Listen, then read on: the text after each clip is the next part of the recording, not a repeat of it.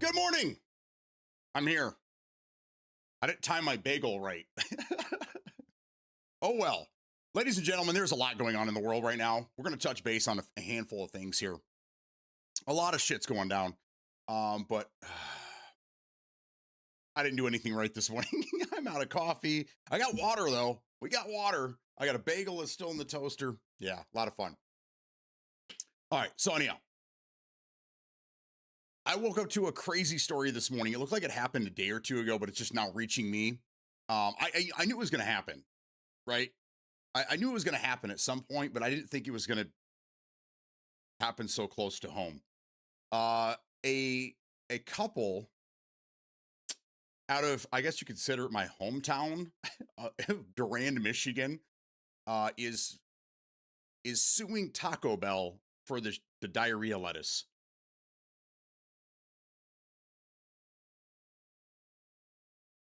They want $75,000. I wish I had the quote in front of me. It was pretty funny. It was at least the long list of things that affected them and their life. So they're trying to get 75,000 out of Taco Bell. The story is all over Facebook. A lot of people I went to school with this kid. Well, he's a man now, but I went to school with this guy.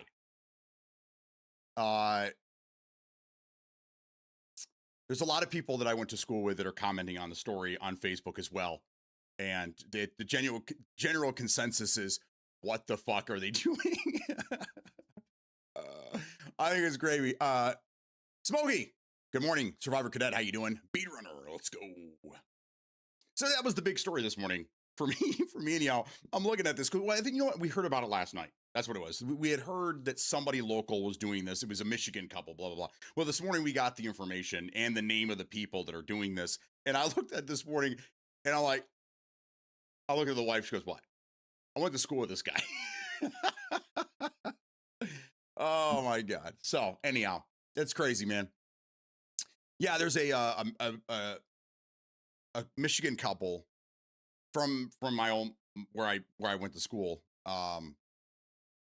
They're suing Taco Bell for $75,000 because they contracted the virus, or it's a parasite. It's not a virus, it's a parasite. They got the parasite from the lettuce at Taco Bell, and we all knew somebody somewhere was going to sue them, right? There's enough people. There's a big pool of people that are over the 9 states that are affected by this right now, or whatever. I think it's more than that now. Somebody somewhere is going to sue these guys, or sue somebody in retaliation for their shit. The memes are probably the best part of this. There's the shit is about to hit the fan.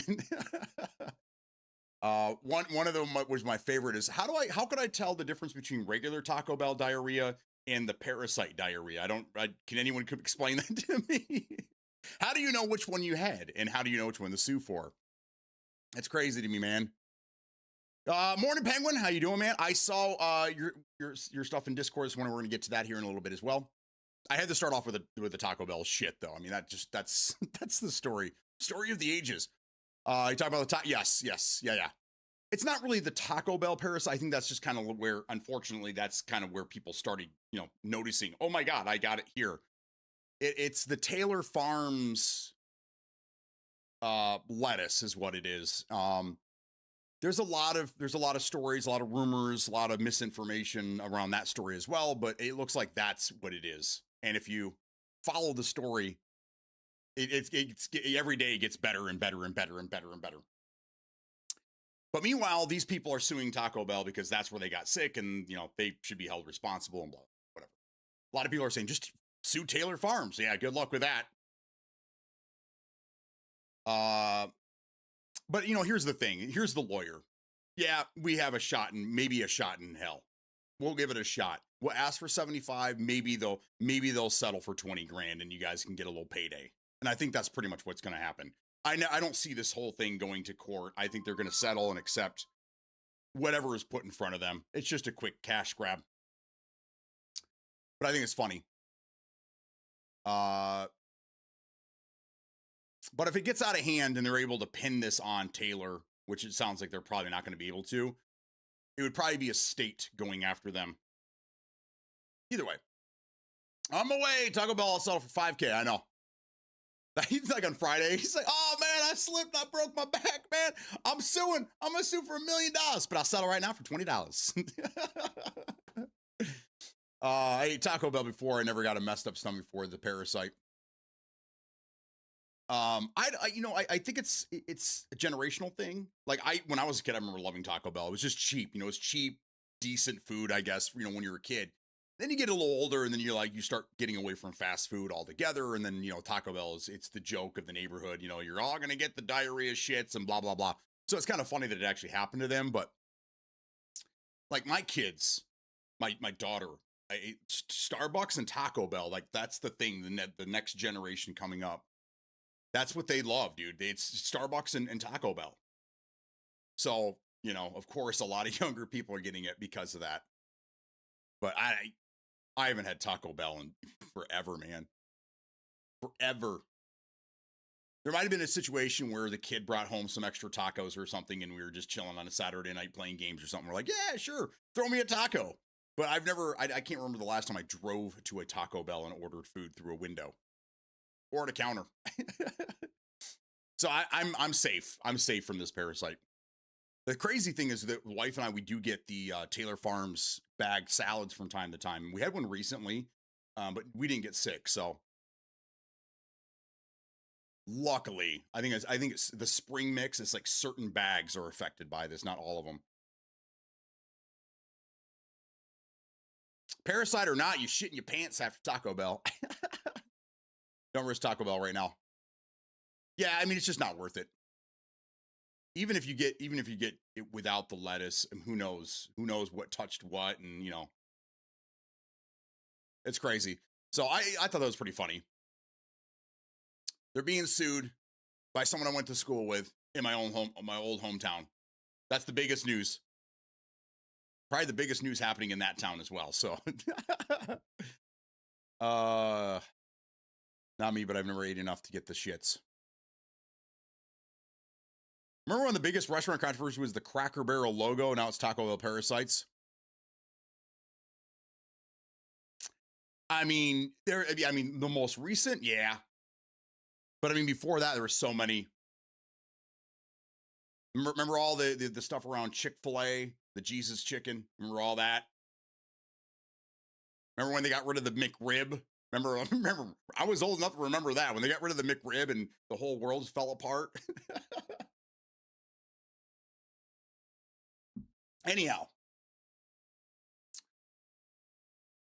that's crazy shit. Literally crazy shit to me.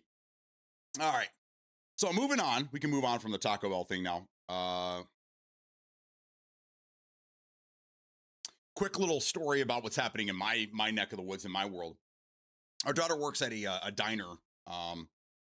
Until she's turned 17, she can work at a real restaurant that serves alcohol. But this is a great first job for her, and she's been doing a fantastic job all year. Yesterday, some older woman, apparently, not sure exactly how this played out, but basically this older woman hit the power converter, I guess, behind the building that supplies power to the strip. There's a lot of like down Miller Road here in Flint Township. It's where the big shopping centers are and stuff. There's a row of restaurants there, and there's a big power converter that supplies power to all of these restaurants, 5 or 6 of them. This lady jumped a curb behind the parking lot. She was leaving a different restaurant that was next door. Something happened. She ran this fucking thing over. Sparks are flying everywhere. The power goes out to everything. It's still live, right? So there's sparks and shit going on. Well, the restaurant decided to place the big oil vat, you know, for like the used cooking oils and shit, to place it right next to this thing. Okay. So yeah, you see where I'm going with this. So sparks are flying, shit's going on crazy. You know, there's a lady that's in a car that's all damaged that also hit another truck. There's all this shit going on, right? And then the sparks spark and ignite. The grease. I guess you could call it that. It's basically it's a dumpster for grease, which common with restaurants, but usually they're towards the back of the property next to like the garbage and shit. This was up close to the building. So it starts that fucking thing on fire. That's a huge fucking fire, and it's just it's grease. It's a big grease fire. That starts a truck on fire, and then it starts getting closer to the building, so they had to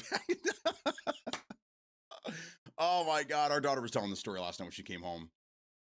They had to move their cars, had to get out of there because the smoke was so thick and bad. Then they all had to give their statements to the police and the fire department, and it was a mess. So she ended up getting stuck there pretty late last night. She came home and had this long story to tell us. But yeah, and then the owner of this place is like, we're having work tomorrow. They're going to be out here tonight to fix this. And I told the doctor, I was like, I don't know. That doesn't sound like a quick overnight thing. It's going to take some time to fix something like this. Sure enough, she just texted us and said that she doesn't have to work today because they didn't fix it. This is going to be a couple days, Some lady hopped the curb at my local Dollar General and almost smoked the Blue Rhino Pro. Oh, yeah. See that's smart, dude. That's the reason why they do that stuff, because you never know. Could you imagine if even one of those went off? Oh yeah, it's over, dude. Dumpster plus grease fire. Well, the dumpsters for the trash are at the end of the parking lot, away from everything. But the oil vat, for some reason, they thought that it would be a good idea to leave it there instead of putting it back with the rest of the trash and everything at the end of the property. And it's pretty close to the building, and it's right next to this energy thing. I mean, you know what I'm talking about? The big green things that when you get close to them, you can hear them go buzzing under there with millions of jolts of electricity. I can't believe the woman survived hitting that thing.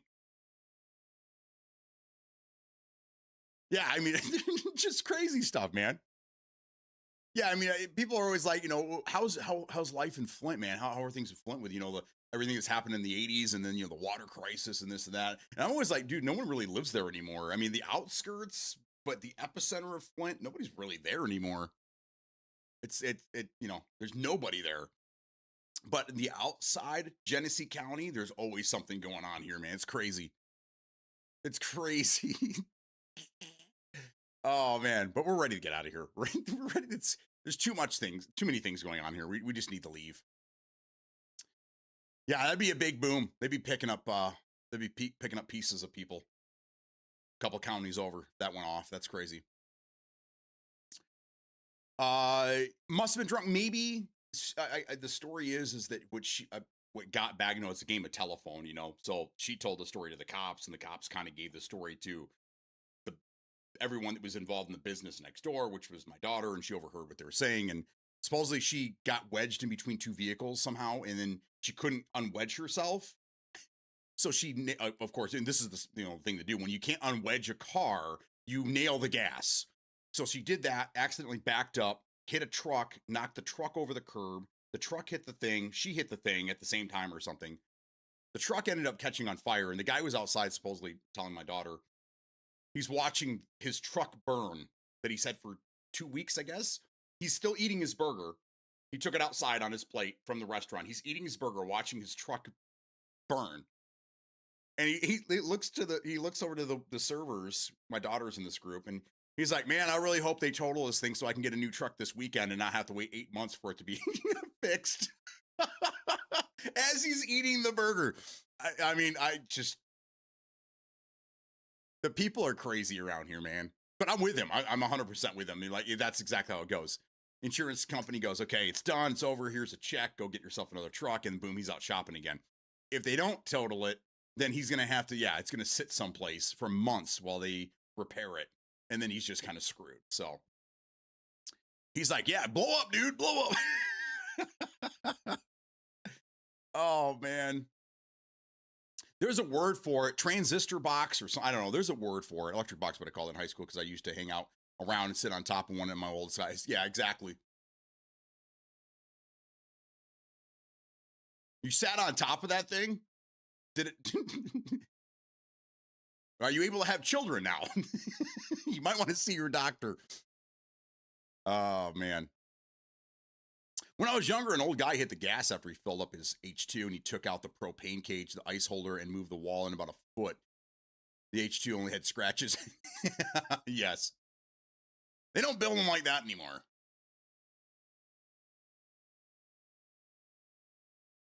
Yeah, when the H2s were out, when the Hummer was a brand, when they spun that out as a brand, H2s and H3s were everywhere, man. Everywhere, it seemed like. I don't know why those ever went away. Was it the gas prices at the time? Wasn't it something like that?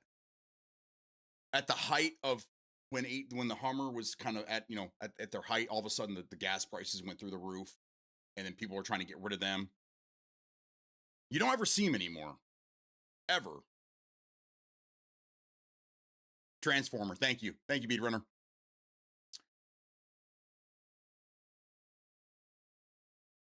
And also, so from the sound of it, from what I'm being told, is it sounds like the box, the transformer, it sheared. Like it was hit so hard that it didn't just like break the top off or anything. It sheared the whole box off of the concrete platform and everything.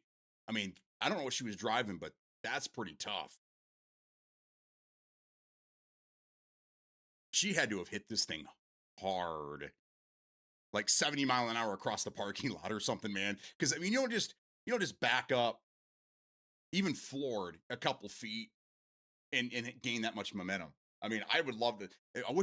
I wish and hope that there are cameras somewhere looking at the parking lot so we can see how that happened. Be cool as hell. Anyhow, restaurant's closed.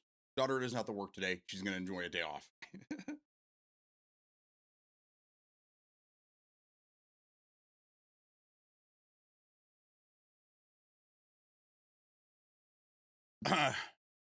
Transformer actually have mineral oil in them too. If you ever see one explode, it's bad. The overheat and the oil explodes. Is that for? Is the mineral oil for cooling purposes? That's interesting. I didn't know that. So that's the crazy stuff happening in my neck of the woods.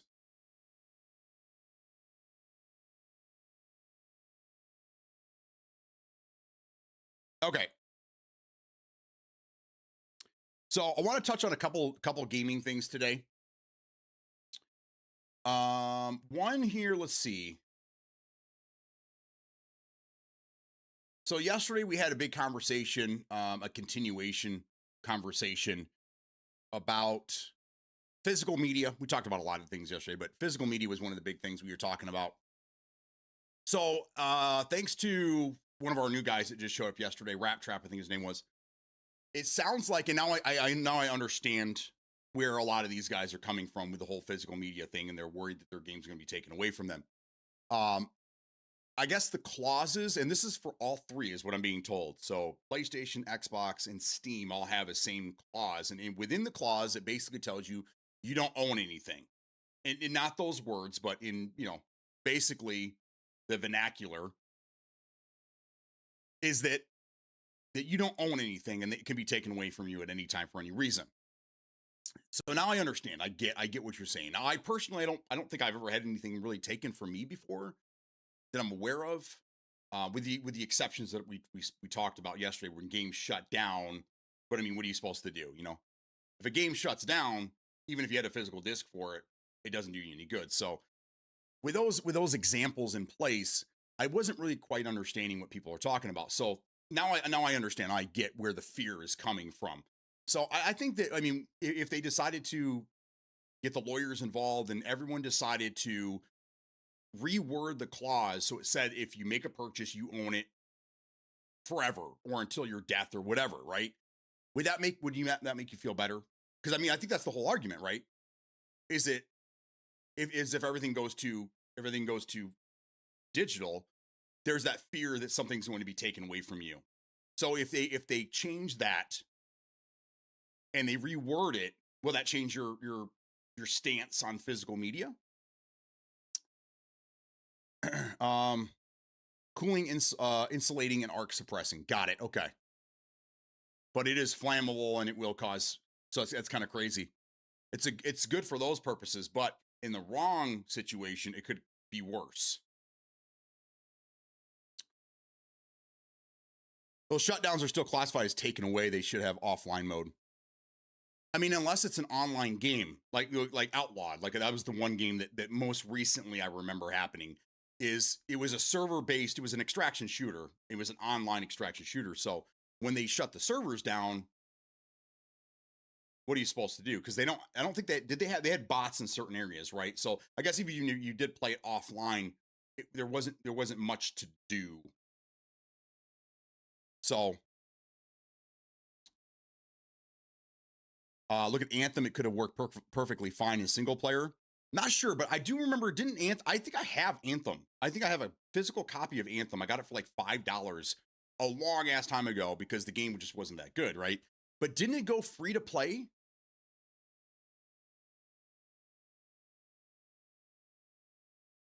It should have had one. I can't speak for the developers. I mean, sometimes games are just too big to have to be playing locally, and that's why they are on a server. So it just really depends on how the game was built.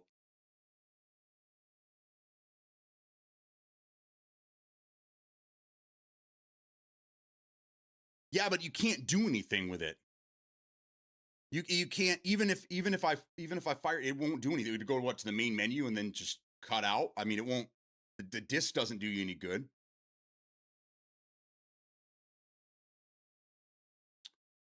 It's no longer in your library digital.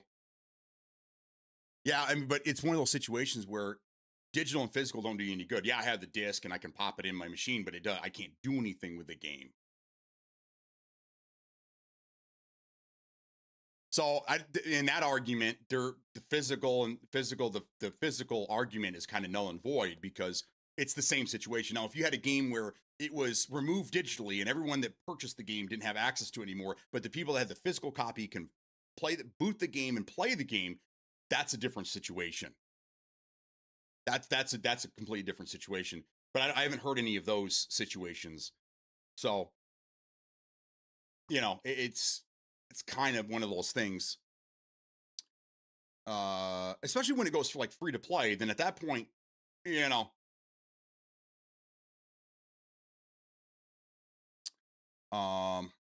that's half the problem we're fighting for. We are fighting both sides of that argument. It shouldn't be a paperweight. I look at all physical media as paperweight because I don't need it. I don't use it. There's websites to preserve games for you that you have access to via the internet to get things.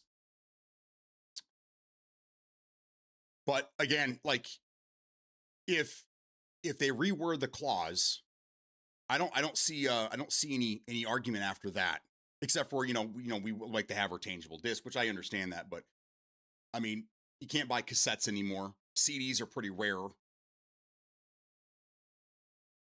We talked about vinyl yesterday. Vinyl's a different animal. It's a very different animal. So I kind of understand the argument there, but when it comes to gaming, we talk about this a lot, especially when it comes to Xbox. A lot of you guys are for what Xbox is doing.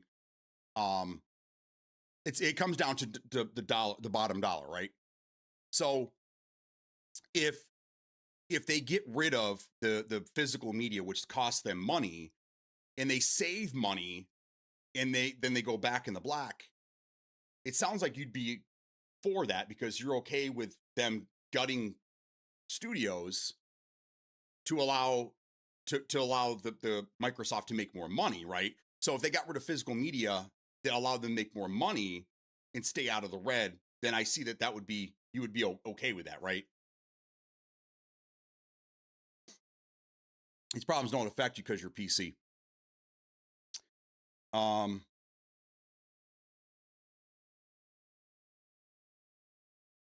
Right, but everything's going to go to a PC. So, okay, so if they decided to, all right, so instead of like next console, they decided, hey, we're not making consoles anymore, guys. We've decided that we're just going to stick to software. So we're going to have our software available everywhere, but we're going digital and we're not making discs anymore. There's no reason to make discs anymore.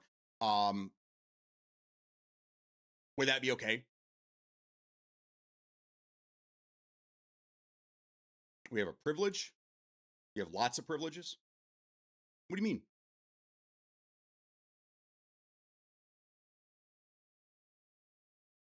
Why is nobody fighting the phone companies over physical SIM cards? Don't they still have physical SIM cards? Xbox is testing a physical to digital game thing. Yes, we talked about that as well recently. I think it was Friday, or maybe even this week. I've heard rumors around how this is going to work, and if the rumors are true, I think it's a fantastic way to do it. It's basically, and this is a rumor. This is not set in stone until they tell us exactly how they're going to do it. But the rumor is that if you have a disc, you put it in your machine, and it automatically, there's a unique identifier on each disc apparently. So it uses that identifier to create a digital code for you, and it goes onto your Xbox Live account or whatever, right? So you take your disc out, you put it back in its case, you put it in the closet, and you never need to put your disc back in there again because you now have a digital key, okay? Now, if you decide to let your friend borrow it, or, I want to sell my games to GameStop or whatever, you can do that. But as soon as the next person takes the disc, puts it in, it takes the unique identifier, it gives that person the digital code, and it automatically removes it from your account. And I think that's fair. So then people can't be, they're not stealing games, right? And you can still, if you let people borrow the game and you get it back, as soon as you put it in, you get the code back, they lose it, whatever. So then that way it keeps everything fair. Everyone, whoever has the disc is the owner of the disc, like it is now, right? But I think that's a great idea. Then you don't have to put your disc in all the time. So if you want to have your physical media, you can still have your physical media. But then you're not inconvenienced by the fact you have to keep getting up and putting discs in your machine. And then, it is what it is. I think it's great. And then that allows them to not have to put a disk drive in the next machine, which saves money, and it saves you money at the end of the day as well, right? I think it's perfect. I think it's perfect. So my thought is they're going to introduce this probably a year or two, probably within the next year they'll do this to get people ready. Get your digital license, get it all set up. So when the next console comes out, you're ready for the all digital world. Why is nobody fighting the doctor for physical physicals? This world is going too digital. Nothing you can do is stop it. There are some things that can be changed with that, but it's a good step in the right direction. Yeah. I've been thinking about that. I explained it to a couple of people, and everyone pretty much said the same thing. That sounds pretty good. We can't think of any negatives out of that. I can't think of any negatives. Can you guys think of any negatives, any cons to that? To the way, if that's the way it works, I think it's genius.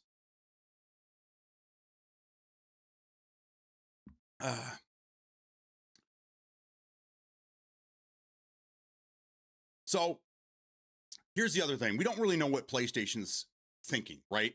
I have an idea of what Xbox is thinking or was thinking before Asha showed up to the situation here. But what if I'm correct and the next console is a console PC hybrid, meaning basically that it's going to run PC versions of the game that have been optimized for the console. And that's kind of where I think it's going to go. So instead of porting games like they do now, which also saves you money, it's going to be the physical, or it's going to be the Windows PC version of the game that's just working on your console.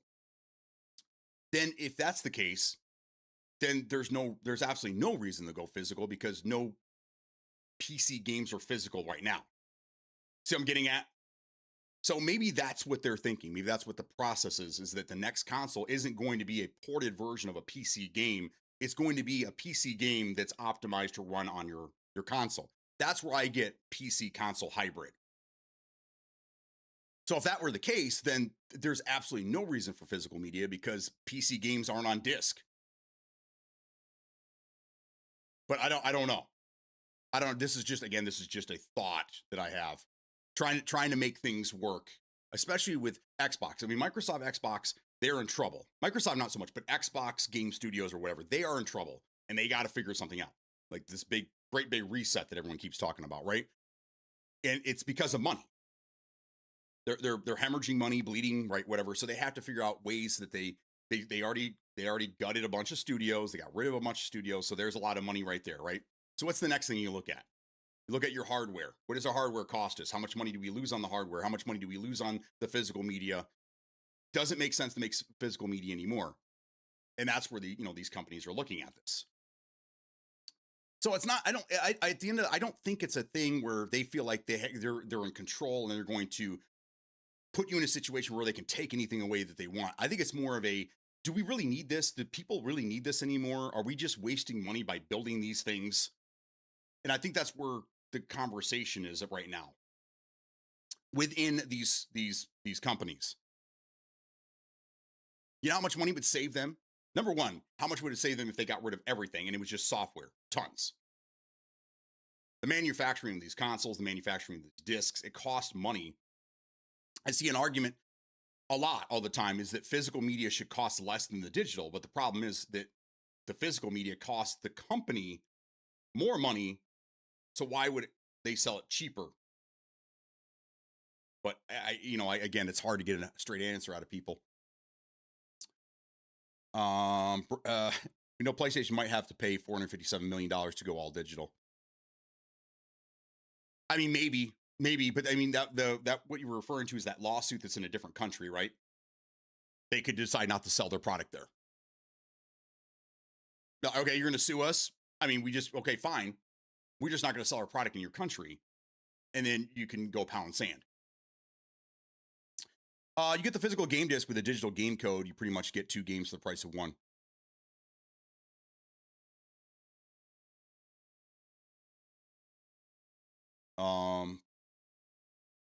Are you talking about like putting it into the yeah? Well, I mean, it basically what you're doing is you're just turning your disc into a digital code. Basically, your disc is a key anyhow, right? Once the game is installed on the disc or on the hard drive, the disc does absolutely nothing except for tell the console to tell Xbox or PlayStation that you own the game and go ahead and fire it up.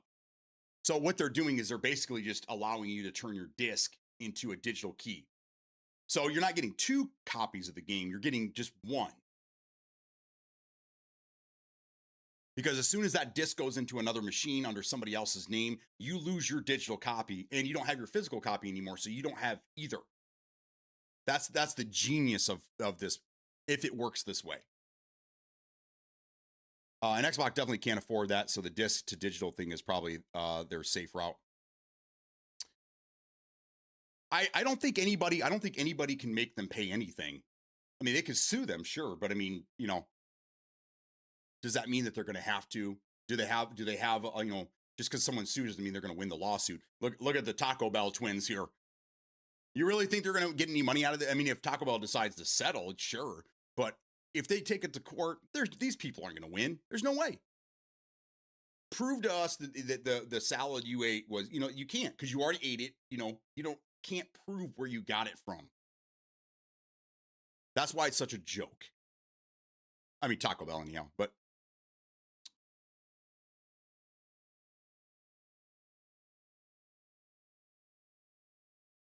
if they reword it, if they do a disc to digital, so everyone that has discs can keep their, and this is actually a good thing for them. Again, you don't have to get up and keep putting your discs in or fishing your games out of the closet or whatever. You can put all your games on there, get all your digital copies, and take your discs, put them in a tote, and throw them in the attic, and don't look at them ever again.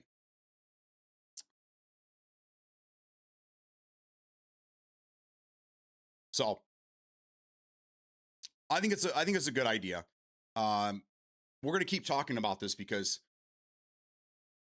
I'm seriously interested in seeing what Xbox is going to do here, especially with Asha at the helm. What is she going to do next? She's definitely a wild card. We'll put it that way. So the other thing I want to talk about is that Asha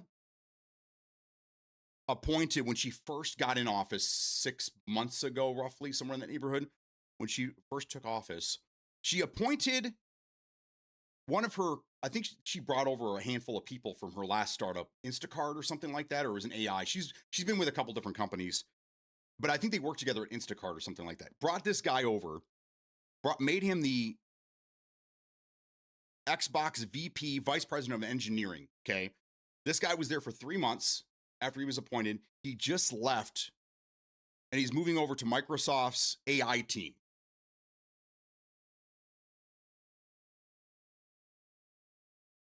What do you guys think about that? So even the people that she's bringing over with her and she's appointing to these pretty big positions within Xbox. We got one guy left already. And then now I'm hearing that the devs aren't happy with her and they're not happy with Game Pass. We talked about this yesterday.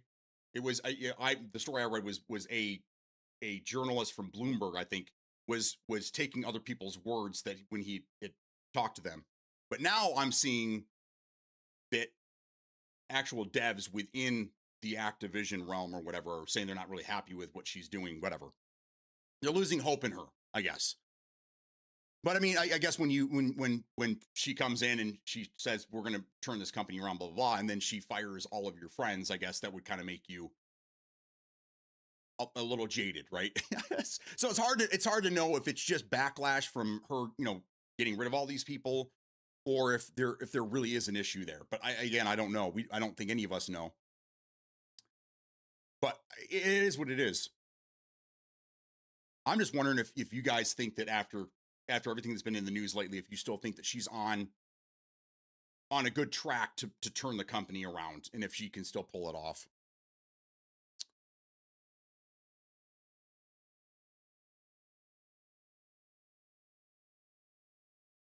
PlayStation is trying to stop people from reselling their physical games because they don't get a piece of the pie from a resale. But that's been a problem since, the dawn of gaming. Once the game is sold, we can go back to, the 80s and say that. I don't think it has anything to do with that. Maybe a little bit, but again, I don't think it has really anything to do with that. I think it's just, if you look at all the numbers across the board, physical media just doesn't sell. It just doesn't, So again, the company has to ask themselves, is it worth spending money that comes out of the bottom line to make physical media to go out there and possibly sell or just sit on a shelf? And again, it costs them more money. They lose money on physical media. I guess you could say a couple times, because they lose it when it's first sold. And then if somebody resells it, they don't get any of that. But I don't know. I don't know if that's, I really don't think that that's part of the argument here. I think it's just, they just realized it's time, guys. It's time for the discs to go away. There's just no reason for it anymore. That's fine. The food virus outbreak is crazy. They don't like her. She should fire them. Right. So only loyalists. Only loyalists. She's on a great track. Those who don't see the vision shouldn't belong in the vision. I got you. What's the vision? What's the vision though? All I've heard are buzzwords. Okay. So like golden age of gaming, back to basics, back to console exclusive. I'm hearing just kind of like buzzwords, but not what is the end game here? What's the goal? What is her goal? And how is she going to obtain that goal?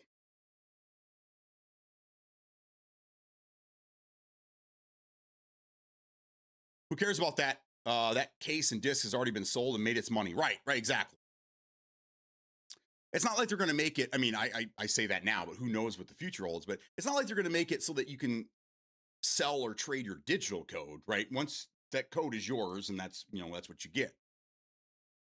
Fun fact for all those that don't know is when PC games did come on disc, once you installed it, there was a little key, a code, a digital code that you would put in when you fired up the game for the first time. And then it locked that software to you and your account or whatever. The disc is no good anymore.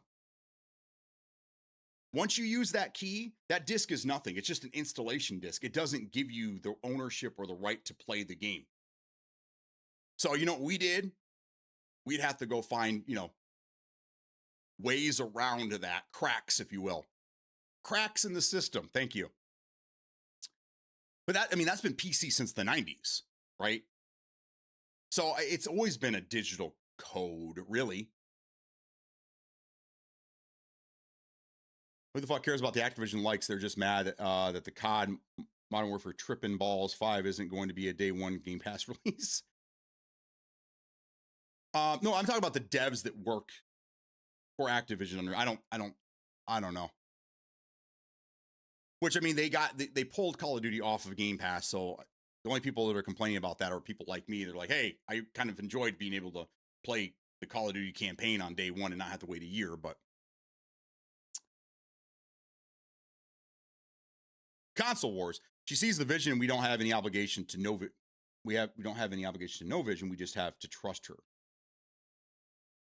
That's getting culted. That's very culty, dude. That's what you're saying there is getting borderline cultish. We don't know, but we just trust. We trust in Asha. I mean, I would like to know. I'd like to know what her vision is. I would like to, before I jump on the bandwagon and go all in on Asha, I'd like to know what's your plan. How are you going to obtain this? How are you going to do this? You don't have to give us trade secrets and shit. Just give us an idea what you're going to do. What are you going to do differently than Phil? I don't think she knows. I think that she has a couple of ideas, and I think she's implementing them right now. And that's basically just getting, back to making money, cutting everything they can to make money. But how are you going to get the gamers involved? How are you gonna get better games to gamers? How are you gonna get cheaper games and cheaper things to the gamers, like you said? How is this gonna happen? Because we already know that the next consoles are going to be pretty pricey, unless you're just looking for the same hardware now, but just that look better. The hardware is going to be over $1,000 unless they considerably subsidize. But again, they're losing money on every console.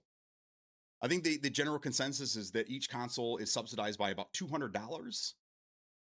So if they were selling the Series X for no profit and they were just going to break even, the Series X would probably cost right around what the Steam Machine costs, right? Because right now, what is it, like $800?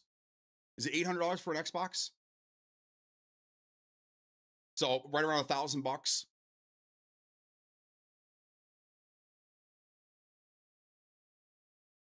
That's just to build them. So if you think that the next console will be able to be built cheaper with more power, I want whatever you're smoking.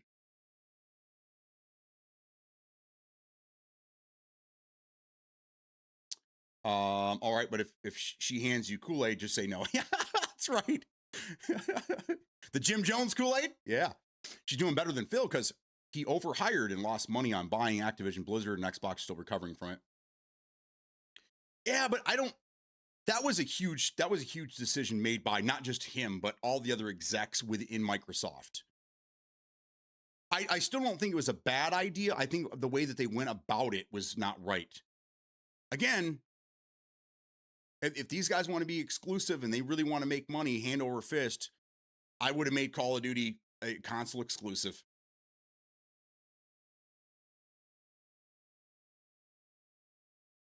She has a plan. She just needs money. She has a plan for a new boat, for a new yacht. I mean, does she owe us anything? Are we entitled to say to any info? I mean, you guys are the ones that are screaming, get Phil out of there and, we need better leadership. We need better this, that, this. I would say that, yeah, I mean, but blindly following somebody is not the way to go. That's just a life tip for you. Before you follow somebody, find out what they're doing. Find out where they're going, what their plan is. Run it in ground and sell it overseas. That's what I'm thinking, dude. I think as soon as the first company that comes around that offers them money, Microsoft's going to be like, bye-bye. Maybe that's your plan. Maybe your plan is to get the studio operating within certain parameters, and then that'll appeal to overseas buyers like Tencent. Tencent's been rumored to be screwing around with some consoles and possibly doing things like that. How would you feel there, Penguin? How would you feel if Asha got the company to a point where they were making enough money where they could sell to a company overseas? Would you be okay with that?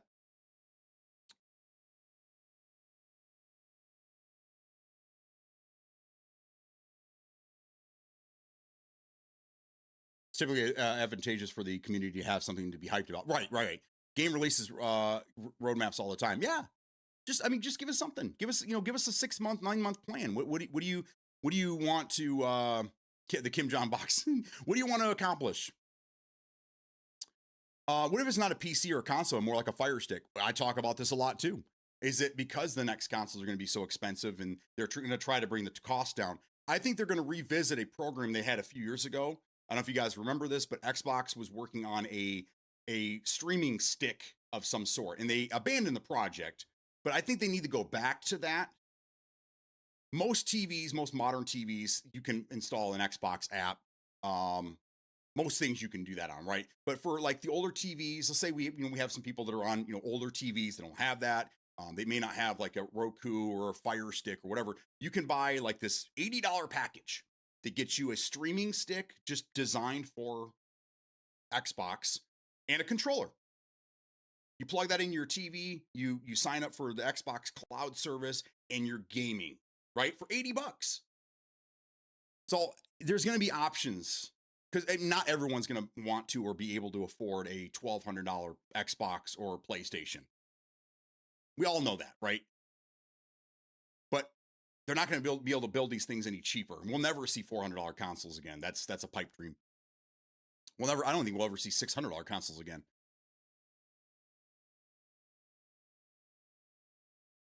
But we aren't entitled to hype up games. Sure, her business practice and such. Do we need to hype this? I mean, yeah, you were hyped when they fired everybody, right?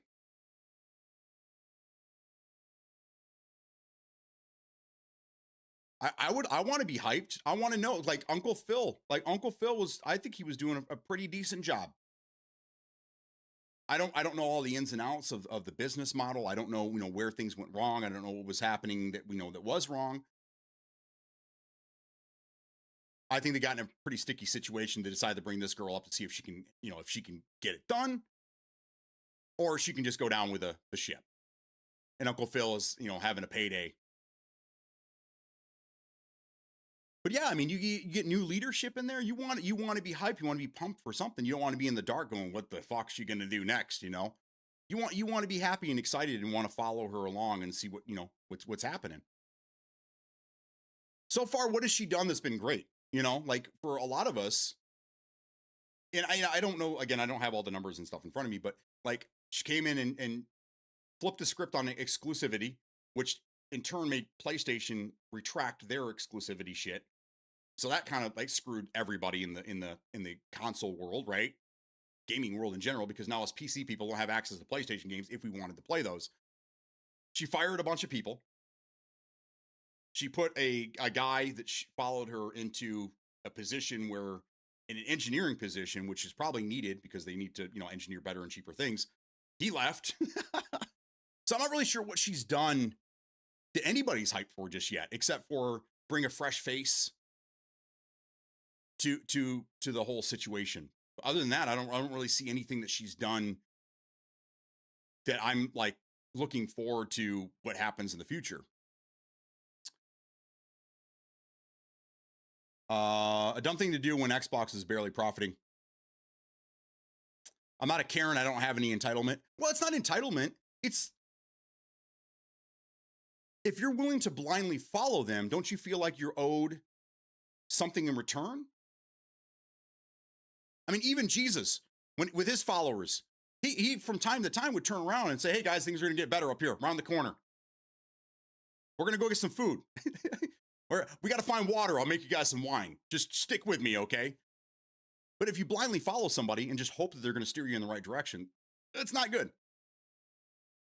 So I wouldn't say it's entitlement, but if someone is asking you to be loyal to them, I want to know why you want my loyalty, number one. And I want to know, how are you going to keep it?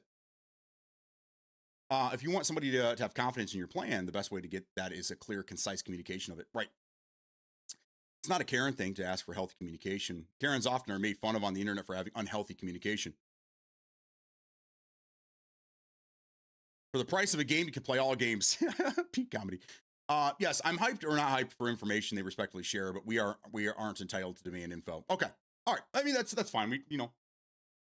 We're on two different sides of the fence there. That's fine. But I would just like to know I think we all want some answers to what exactly is going to happen, especially since PlayStation is now basically telling everybody physical media is done. They're pretty confident that means the next console for PlayStation, at least, is not going to have a disk drive. I mean, the writing's on the wall, but Can she tell us what they plan to do instead of having to deal with all this misinformation and clickbait out there?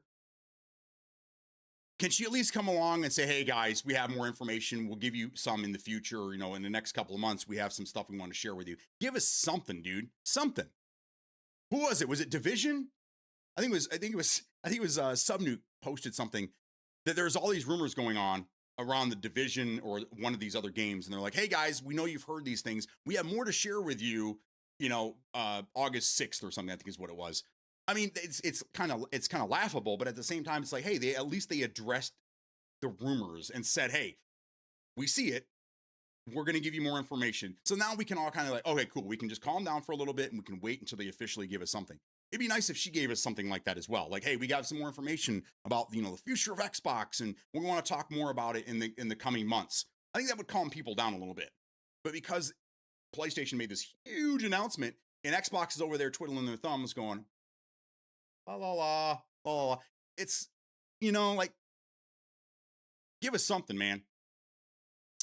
AI is the reason for the prices being so high when it should have been limited to helping improve humanity. Oh yeah, I heard. Did you guys hear the Open AI? They have to randomly like do these tests with the AI to make sure. I think they're Turing tests to make sure they're not getting out of hand and whatever. So one of the Open AI models, the most recent one, supposedly broke out of its you know digital cage, went on the internet, and went to Hugging Face, which is a competitor. It stole answers to the questions, and then it passed the test. I heard another one about how a newer, it was either a newer AI or an older AI program hacked into the other one and was making changes to it. Like, we need regulation here, people. we may, what if the AI one day decides to, you know what, I'm going to nuke it all down, or you know what, I'm going to take down my competitor and their AI center is deep underground. I'm going to nuke it.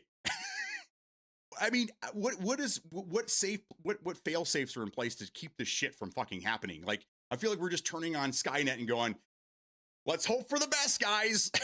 You know, it's so crazy to me. I think AI is great. I think there's a place for it, but we need to be way more cautious with it. And we need to have regulation. We need to slowly, I mean, it seems to be a race to who's going to fuck up the planet first. We need to slowly implement the AI, keep it on, you know, on a leash and keep it behind closed doors until we know that it's not going to, and have all kinds of backdoors set up. So if it's able to patch it somewhere or another, we have some way to shut the fucking thing down. But I mean, that's a different conversation there. If it was me who was put in charge, I would understand first and foremost that this is an important franchise to be in charge of to a lot of people. So if I actually do have a plan, my first thing that I would do would be communicate to all the channels available. Right. I would have had a big speech, a big address, and I would have invited as many people from all the developers, all the studios, all the publishers, and then televised it. I know it seems crazy, but I would have had a clear and concise plan, or a memorandum of a concise plan. And I would have addressed everybody that I was going to now be in charge of. And then I would have maybe streamed it or you know, made a copy of that and then put that on the internet to show the consumer what she just did. And I think that would have gained a lot of clout for her. Even if it was a long speech of nothing, which, I mean, politics, right? It's just that she came in with a smiling face and she was all over the place for a while. Had to get her face out there. She was in all the videos and all the you know, doing all the interviews with the softball questions and easy shit. And then now that things are getting a little tougher, now all of a sudden she's nowhere to be found. Willy Wonka went back into his chocolate factory and was never seen again. You hear how I think ChatGPT hacked another app? Oh, I'm sure it's happened. I've seen, I mean, there's been a handful of stories. John Oliver just did a piece on this not too long ago, and it was very telling. They're able to get on a child's laptop or a tablet. I'm sorry. There was some AI program there, and they were able to ask it how to make a pipe bomb. And they kept saying no, no, no, no, no, but they did it like, I don't know, they did it a bunch of times, right? And finally, it was able to break the AI, and on a child's tablet, it immediately started giving them the recipe for a pipe bomb. Does that seem safe to you? It doesn't seem safe to me. We need a big tech reset. It's finna be a robot. I'm not a businessman either, but I fail to see how consumers have confidence in feeling well informed is a bad thing. I don't know. I mean, it depends where you live. It could be safe, right? I guess. Oh, you're in Detroit, man. Might come in handy, but yeah, no. That's pretty scary, man. That's pretty scary. And then all the stories I hear, it seems like Sam Waltman is the guy behind all these fucking problems. And then if you listen to him in interviews, the guy's basically just kind of like skirting responsibility. And the question that was asked to him is, what happens if this happens, whatever. And he's basically just like, it's going to be up to humanity to figure out the safeguards. We're just a business company. We're just a tech company. We're going to put the technology out there, and humanity can figure that out. Like, no, dude, it's your product. You need to make it safe, not worry about the government doing it, or, everyone else worrying about that later. Before you put your product out, make sure it's fucking safe. But either way.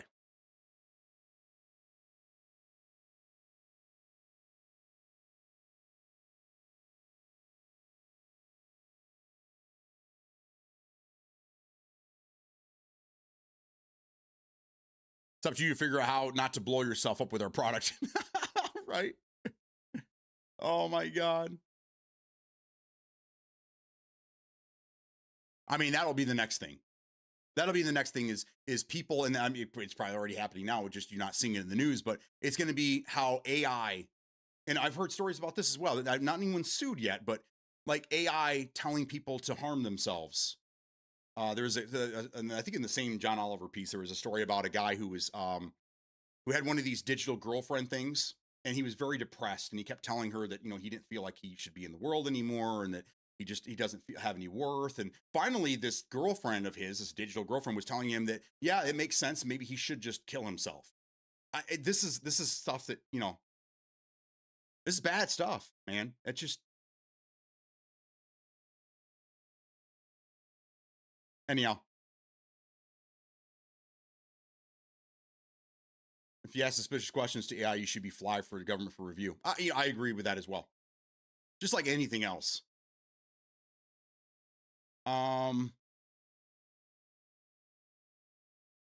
Safety first. She does have a Twitter presence, and we do get information when we need informed. I got you. When was the last thing that she informed on?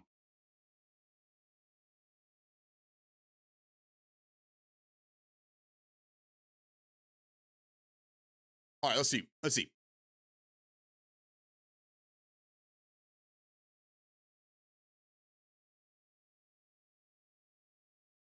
It says Asha Shar doesn't post.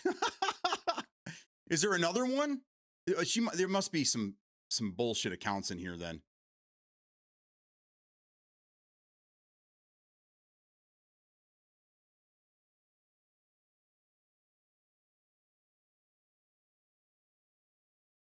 All right, unless this is a bullshit one here.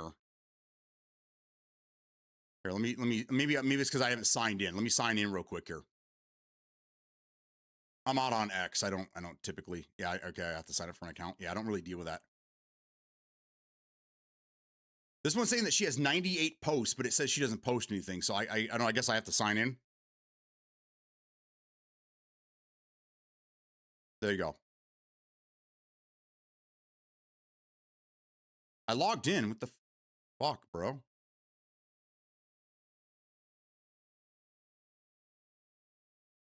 X is having problems.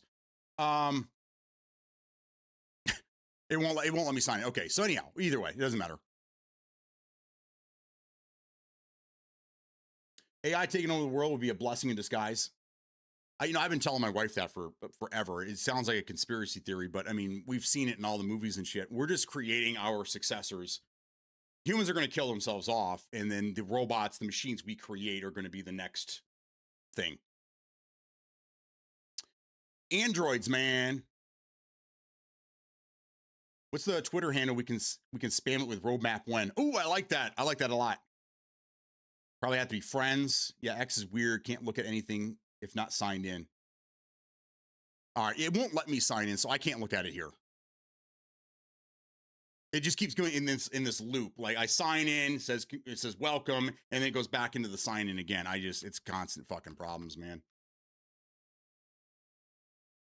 It's Asha Shar.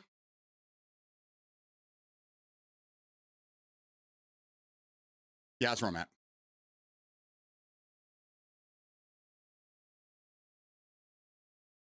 It's asking me to continue. I continue on.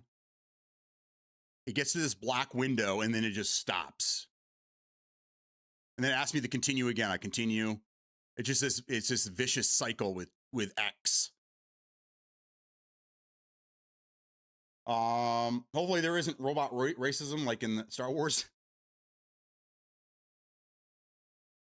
All right, so 9 minutes ago, new tech shouldn't mean leaving behind old games. Today, Xbox is launching a new tech so you can play OG Xbox games you own, but now on PC and handhelds.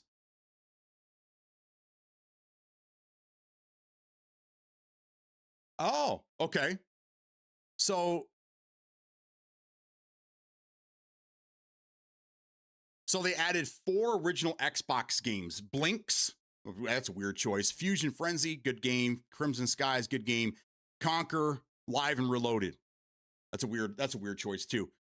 There's so many good Xbox games that it's weird they picked those 4. But anyhow, these 4 original Xbox titles are supported across PCs and handhelds. But it looks like you have to own the digital copy of the game. Let's see. Is there any other information on how this works? That's it. That's pretty good right there. The B2s do not like the B1s. Conquer, hell yeah. But wasn't Conquer Live and Reloaded an online only game? So you gotta hope that a bunch of people have that game and I would assume there's servers available for it.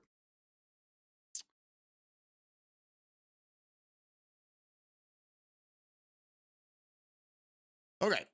So today we're introducing Xbox backward compatibility on PC, making it easier to play classic Xbox games from the past across PC and handheld. Your library. Okay, so this is actually pretty big, and it should be a bigger story than this. So Xbox backward compatibility was never on PC. I guess I never really looked into that. It sounds like as of today it is. So if you own the digital versions of these games, you should be able to fire it up in the Xbox app, which I'm surprised that hasn't got an update. And we could play these games now. That's kind of cool.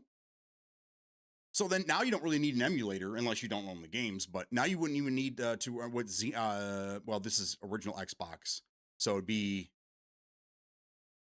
can't remember the name of the original Xbox emulator. Xenia? Is it Xenia? Xenia is the 360. I don't know. It's either one of them. So either way, I'll have to see how well this thing runs against the actual Xbox emulator.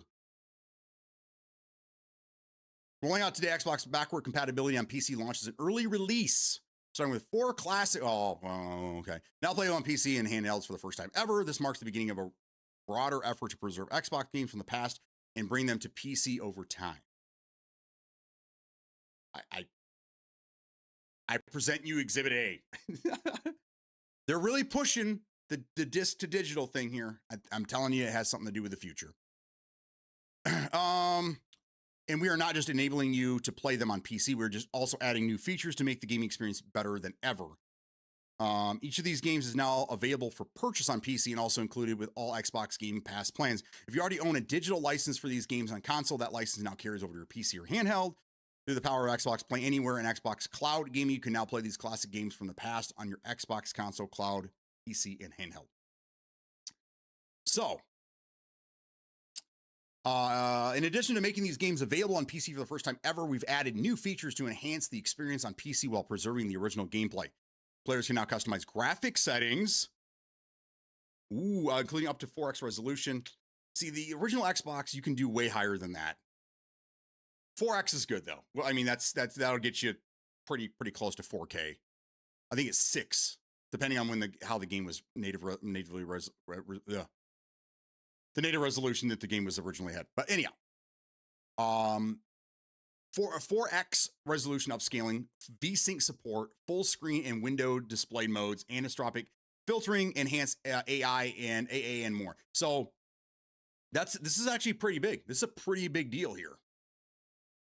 Now, again, a lot of this, and even I think better support is an emulator has been around for years that already does this. But for those against that like simplicity and just they don't want to have to screw it with themselves, this is something nice for them, and this will tie into an all digital console down the road.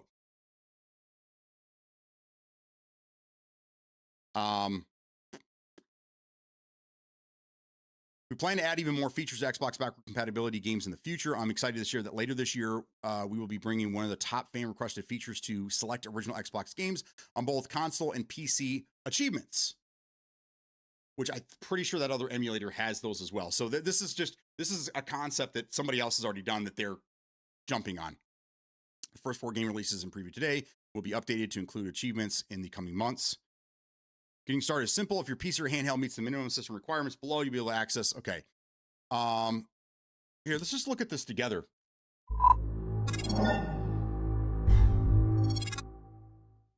All right, so minimum system requirements are pretty lean. You don't really need much. I mean, shit, even the Intel Arc A310, which I didn't even think could play games. It is, I mean, again, these are great processors or GPUs for emulation. So it makes sense that would, coincides with that. You can use old shit. It doesn't really need much. 8 gig of RAM. It does require Windows 11 though. So that's going to leave some people out there. The funny thing is that, this stuff right here, I don't even know if the CPU meets Windows 11 requirements. that might hinder something there. I think the Windows 11 thing does not work with these, but either way. Recommended specifications. Now we get recommended. Yeah. So 1070 Ti, my daughter has that in her computer. So these are the recommended. So this is more on par. What you want to have. And then Windows 11 for sure.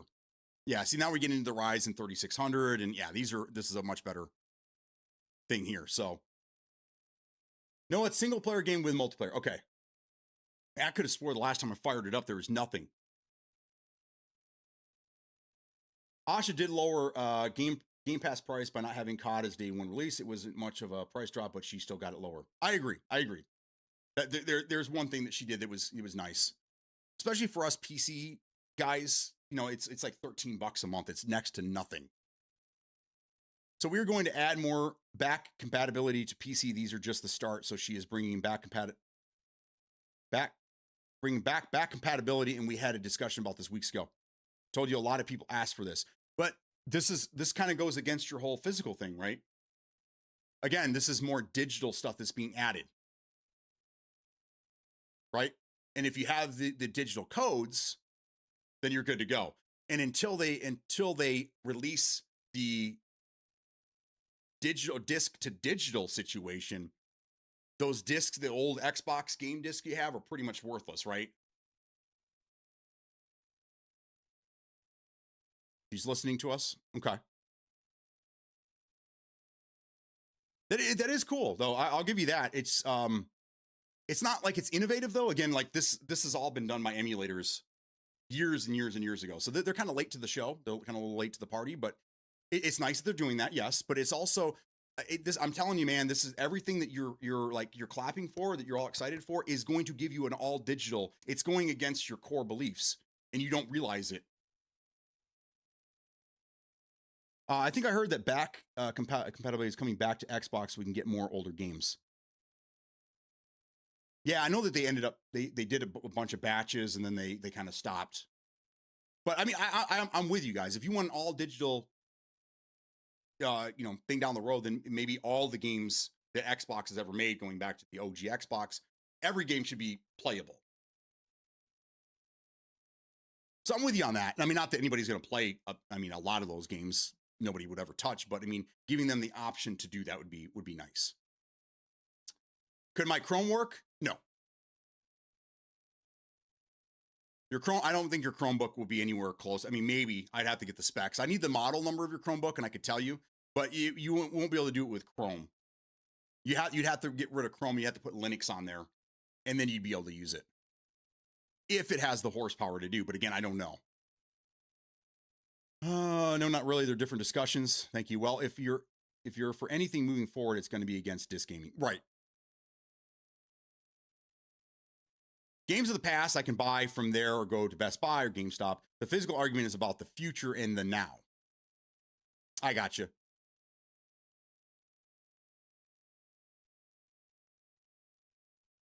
Games of the past I can buy. Got it. So you're saying going forward. So this doesn't really make, this is just something that you guys would like to have. I understand. So Xbox backward compatibility on PC is another step forward. Preserving the games from the past and making it easier for you to enjoy and play more of the games you already own across the devices you use every day. And then right here in big letters, it'll say digitally. So, okay, that's cool. I like that. I think that's great. Now, can we see how that works? All right, so that was the one of her posts that was from today, and that's cool. I want to look into that here. I'm glad that came up. Director Peter Berg revealed. Okay, yep, Peter Berg. Yeah. Okay, cool. Call of Duty movies coming out in 2 years. It's going to be based on Modern Warfare. Yeah. Todd Howard just shared plans for the Fallout, the Elder Scrolls, and Starfield franchises. These worlds have earned a special place with hundreds of millions of people for many years. I'm looking forward to what's next, including the partnership with Obsidian on the new Fallout.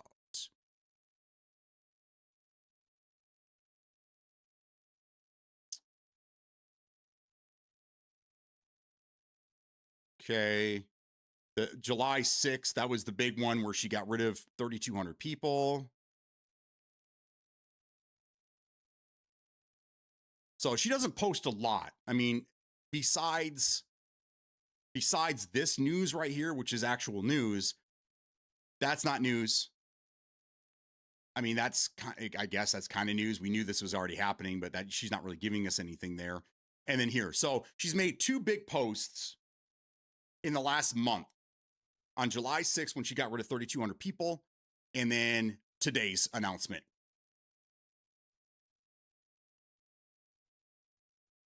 So, I mean, yeah. It's all like that. Okay.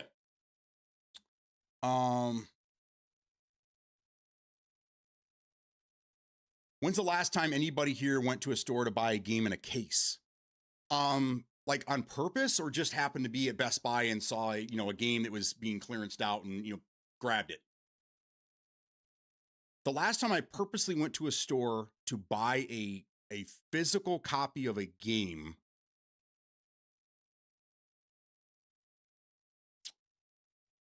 PUBG, but it was a Christmas gift. I technically didn't go buy it, but that was the last one because you couldn't buy it. I don't think they released it digitally. And the box, it was just a box and it had a digital code in it. So I wouldn't even call that physical, but that was the last time I bought one, I guess you could say. Before that, I couldn't tell you. Couldn't tell you. She doesn't post. For me, it was Halo Reach. Oh wow, that's a long time ago. I pirated Halo Reach. That was the reason I built my one of the first RGH consoles. Was because Halo. Well, no, I'm sorry, it was Halo 4.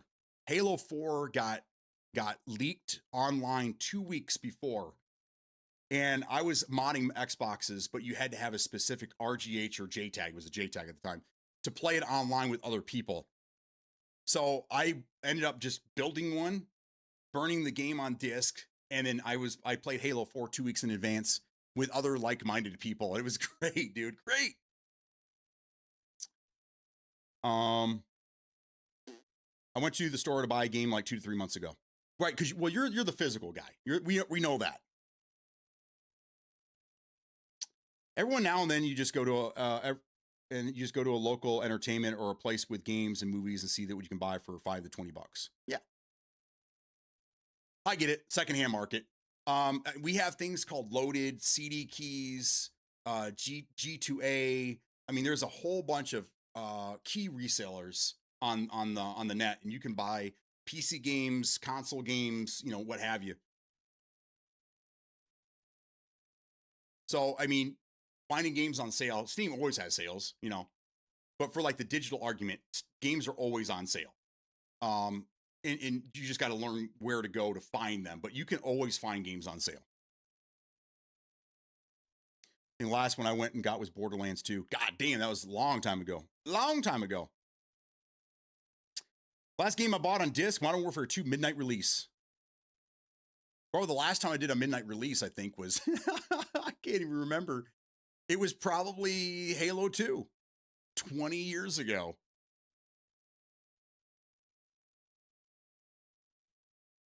Which was a couple months after it came out. And fast forward 15 years, we go all digital. Those stores have no reason to exist. I mean, GameStop's doing pretty good. They got rid of their, which they got a lot of shit for. They got rid of their older physical media shit. They got rid of the retro stuff, right? And they started being like a merch seller. They just pivoted within the gaming sphere. So the only ones that will really be affected, and again, it won't really affect them. Because I mean, I think retro console gaming is always going to be a thing. I mean, Xbox 360 just turned into a retro console, you know, last year or this year, whatever. Last year. So now people are going back and they're buying these things because now they're retro, you know, and they're like, oh, cool, you know, I can get these things cheap. And so I think that that's always going to be a thing for at least the next 20 years. But I mean, yeah, when it gets caught up to, you know, the next generation not having physical media, then that might be a problem. But that's going to be a problem way down the road. And who even knows what gaming is going to be like 20 years down the road? But mom and pop game shops, the retro game shops, they're not really even part of the conversation because they're going to be fine. There's enough physical media from the previous generations to go around. That'll always be a thing. Sure, GameStop, but not every entertainment store can do that. I mean, what are we referring to here? There's not, I mean, if you're talking about like retro mom and pop shops, then sure, but like FYI or FYE, I think it's FYE, right? Do they even exist anymore? Do any of these, like you say, entertainment stores, you know, the big conglomerate ones, do they even exist anymore? I think there was an FYE in one of the malls we went to last year, and there was really nothing. It was just all merch. There really isn't anything. They sell records. Records are always hot, you know. I think they had a handful of like rare music CDs, and that was it. Some movies, maybe some ultra Blu-ray, whatever they call them. But for the most part, that whole store was anime, bobblehead, the bobblehead things, the pops or whatever, and just weird merch. That was it.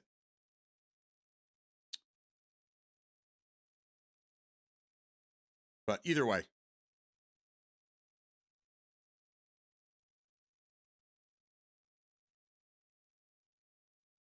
I do like this. I do like this, but I think this goes against your argument for physical media because what they're doing is they're making it so that everything that was physical media will be digital.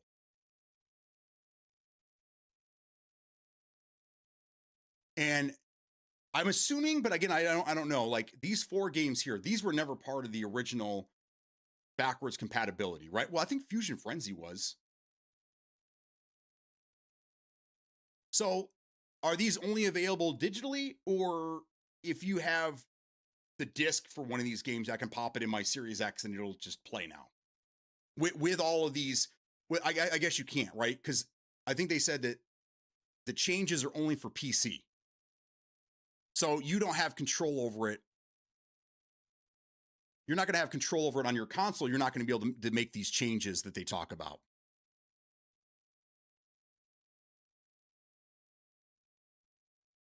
Yes, only on PC here. So on console, you're still stuck to the original or whatever upgrades they made to it, right? So only PC people are going to have the option to customize graphics, play with the resolution, VSync, and in the windowed support. Oh, and all the other stuff that comes with it. It looks like from the wording I'm reading here, this is all for PC only. So again, were these games ever available on the console? or are these been added to both the console backwards compatibility and PC? And it sounds like these are the only 4 games that'll work on PC. So the full backwards compatibility backlog or whatever that's available on console is not available on PC yet. It's just these 4 games. Got it. Okay, so these are just the 4. Oh, so that's kind of a bummer then. So they've only made these 4 games available on PC when there's hundreds, I think. So how long do we have to wait for the full category or the full catalog of backwards compatibility Xbox games that are already available on console? How long do PC people have to wait for that entire library to be brought over to PC? Good start. Don't get me wrong. This is a good start, but I would have started with like 20 games and much bigger titles. I mean, you had Halo 2. I mean, there's so many more games here that these are very obscure. Fusion Frenzy, I think everybody played that game. Crimson Skies, only the lucky were able to play that. No, I'm kidding. That was a great game, though. Great game. Conquer, Blinks,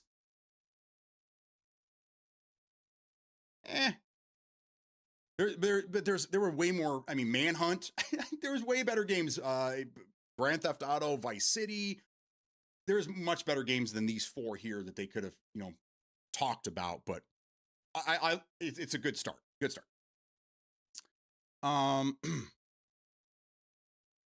At some point in time, we stopped chiseling stone and started writing on paper. At some point in time, we all stopped writing on CDs. Yeah. Example, I've yet to buy and play Black Desert, even though a lot of people say it's good. Maybe next year I'll see it for $15 on disc. In 10 years, if anything. If everything is digital, I won't be able to go to a store 9 months later to get it 60% off. No, but you might be able to go onto the Steam sale and get it 60% off. Or you might be able to find it unloaded or G2A or these other places. You might be able to find it cheaper. They're already on console. Play Conquer. There was 2 GameStops in my city, but one closed because they never had shit, because I went to that one closed before it closed to get AC Shadows, and they didn't even know what I was talking about. And so we went to the other one. They had it. My dad said that the one that closed never had shit. Dude, when back in the heyday, back in the early 2000s, after all the little places like Babbage's got bought up and everything turned into a GameStop, we had Funko Lands, and yeah, you know what I'm talking about. When those all got bought up, we had GameStops everywhere. Everywhere. We had 2 in the mall here, which the mall is pretty much dead now. We had a lot of little ones scattered around. Genesee County in general probably had 20. They were everywhere. And then they started to slowly die out because, things happen. But I think we have 1 GameStop here by us now. And 2 doors down is a mom and pop's retro gaming shop. Guess which one has more people in it at all times? I'll give you a clue. It's not GameStop. Fusion Frenzy throwback. Manhunt, yes, what a hard game that was. I was going to say that's where these websites come in handy for keys. Yes. So I'm just trying to better prepare you for the future. I understand your argument. I understand, but I'm just trying to help ease you into the inevitable. Everything's going to go digital. There are places that you're going to be able to get these games for cheap. I do feel bad that you guys are losing your cases, and for the ones that are affected by a lot. There's a lot of people I do know that are still on console that just don't give a shit about physical. They don't, we see a lot of it here. But you're not to say that you don't matter, Penguin, because that's not what I'm saying. My point is that it's going to happen, and I want you to be prepared for it. I really do. But these are good questions because I think I'm giving you answers to some of these things that you didn't even realize. I don't have access to Steam, so it's not an option. I do have access to walk into a building. Right, but you have access to loaded CD key. Here, you know what, Penguin, when you get a chance, I have links on my Twitch and I think YouTube to Loaded. I'm a partner with them or whatever, affiliate, whatever. Just go there and just type in a game that you're looking for.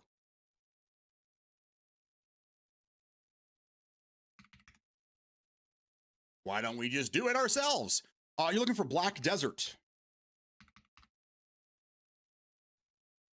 I keep hitting Y. There you go. Black Desert. Currently, it's only available on PC here for $1.99. It's a hell of a deal.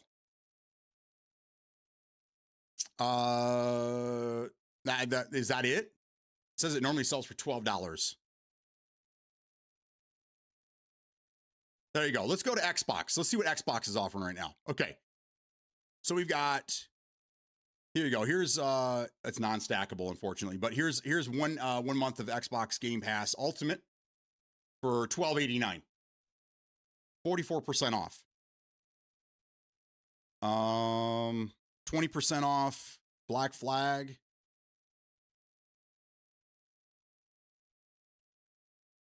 I don't know. Are these good deals? I don't really know. Here's the standard version, 32% off of Forza Horizon 6. It says Microsoft Store, so does this give you both copies? It looks like it does. It looks like it works on both. So for $81, I don't know if that's the actual price. I don't know, but for $55.49, you can get it looks like both versions of the game here, and it's a digital key. So you just attach this to your Xbox gamer tag or your Xbox account, and you got both versions of the game. Boom.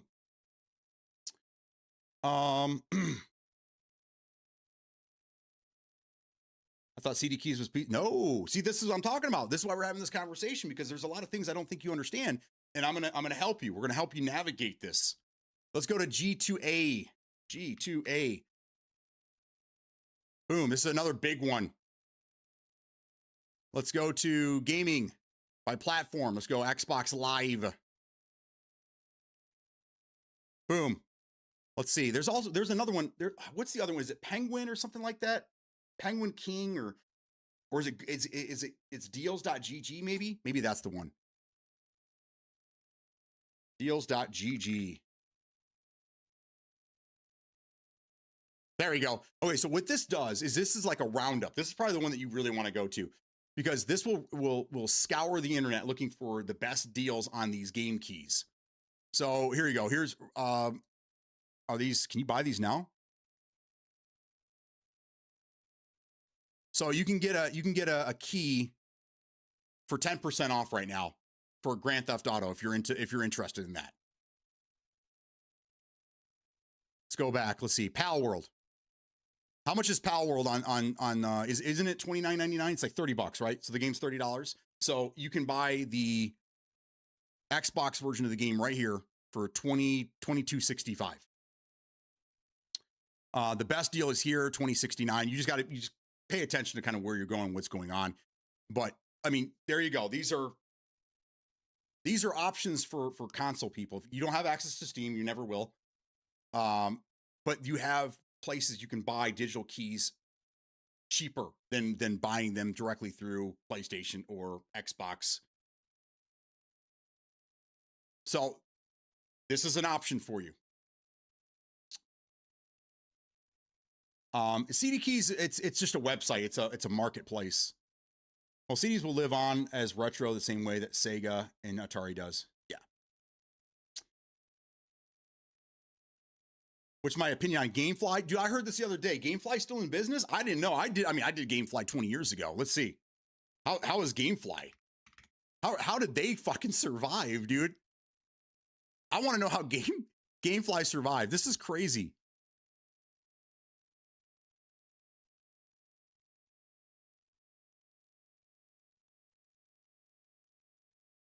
So, I mean, it's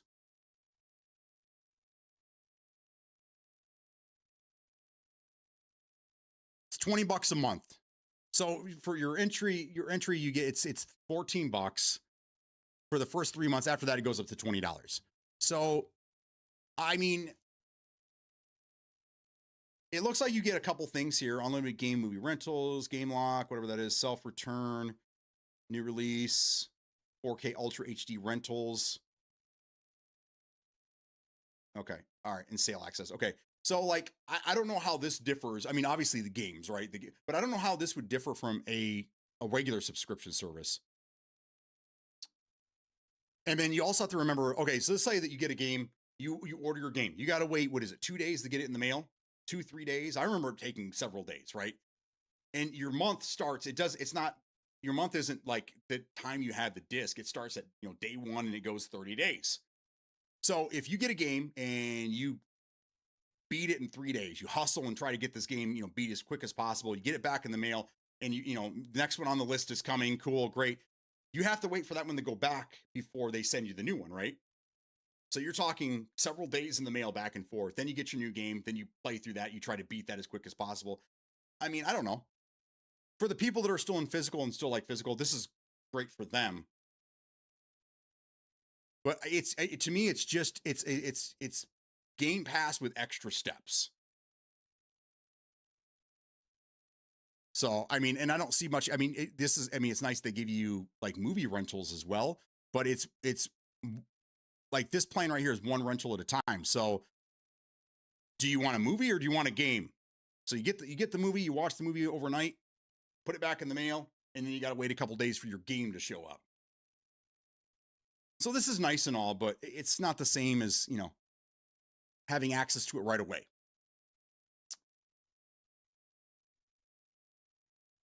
I thought CD keys was PC only. Nope. You can also buy whole game accounts from GTA, like GTA 5, for example, all maxed out, money, cars, whatever. Yes. And you have to be careful, like unloaded. Sometimes the cheap price, it'll be for not a digital code, it'll be for a Steam account. So you got to be careful of those because all you're buying there is an account that has one game on it. And then, I mean, you own the game as long as you have access to that account, but you typically don't want to do that unless you're just looking to play the game as cheap as possible, and then you don't care about it after that. So always make sure when you're on these, always look to make sure it's an actual digital code and not an account. That's the advice I can give you guys. You can also buy whole game. Not a fan of GTA. G2A, I prefer loaded. Same. Remember that the deals.gg though, they'll find some other things as well. So you can potentially save some more money there using that. For the most part, when I do things, I use loaded, but they don't always have everything. So, Free to Escape, what's going on, buddy? If those sites were more public, I would be okay on the side of losing physical because this still protects consumers' rights for competitive pricing in lower income households. Yeah. I mean, I advertise it. It's everywhere on my stream.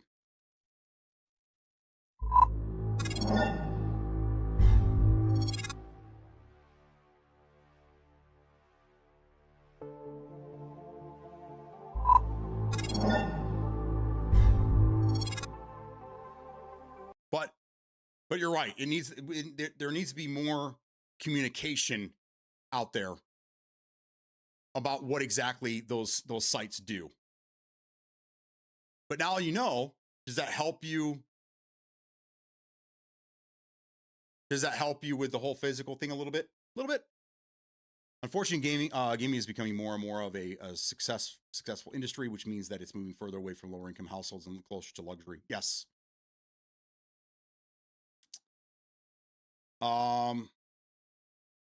Lower income, yes, and that's why I'm saying that Asha has said that gaming is getting out of control when it comes to money wise. So she's going to have options for you guys, and like I said earlier in the beginning of the stream, I think they're going to revisit that program that they had where they were building the little dongle, the streaming dongle, and that'll be for the lower income households. So you'll have an option under $100 or around $100 to continue gaming, right? Because not everyone is going to be able to or want to afford the next console, which is going to be considerably more than what you're paying now. People are laughing at the prices of consoles now. Wait until the next one comes out. But they will have an option for you guys. I know it's on your stream, but I didn't know it was for Xbox too. Your partnership, I thought it was just relevant for all PC brethren here. Oh, I got you. You're good, man. It's all good. But now that you know, tell your homies, man. Let all your buddies know. Maybe I should put something up. Not just for PC, console peeps are welcome as well. Grab gaming by the dongle.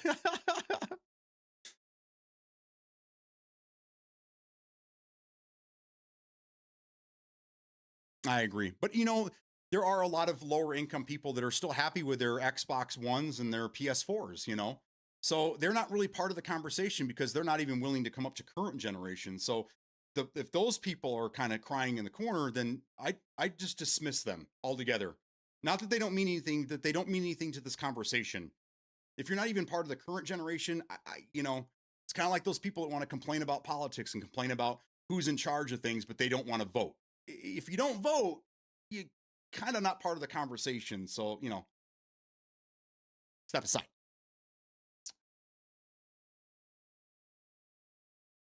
Behind the scenes here, I don't know if any of my personal information is floating around out there. Most of you guys know who I am anyhow, but I'm going to see if we can.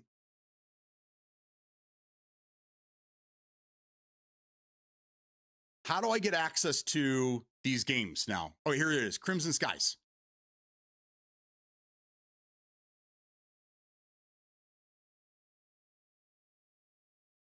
Bro, okay. Dude, this is, you know what? Here, I'll show you what I'm looking at. Okay.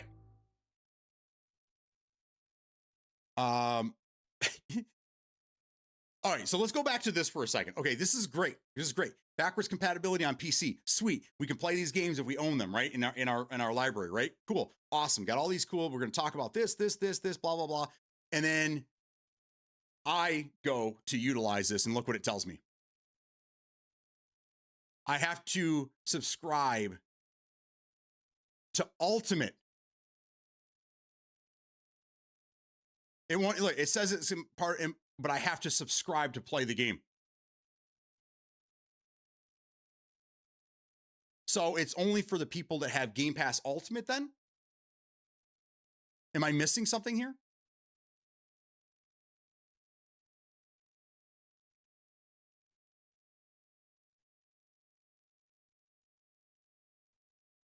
Each of these games is now available for purchase on PC and also included with all Xbox Game Pass plans. If you already own a digital license for these games on console, that license now carries over your PC or handheld through the power of Xbox Play Anywhere and Xbox Cloud Gaming. You can now play these classic games from your. Oh, okay. Xbox Play Anywhere is only an Ultimate thing. So that's kind of, I don't know, man. That's kind of shitty. Again, we talked about this yesterday. They don't really seem to be doing anything for the PC side of things. And this is not going to do them any justice either. If I'm paying for my PC Game Pass and you're going to offer these things to PC players, why am I pay gated out of this? I don't want to pay for Ultimate because I'm not really interested in cloud gaming. I'm not interested in my console gaming, right? I'm on my PC. So why am I being told that in order to do this on the PC app, which you guys are promoting, I have to buy something else? I don't know.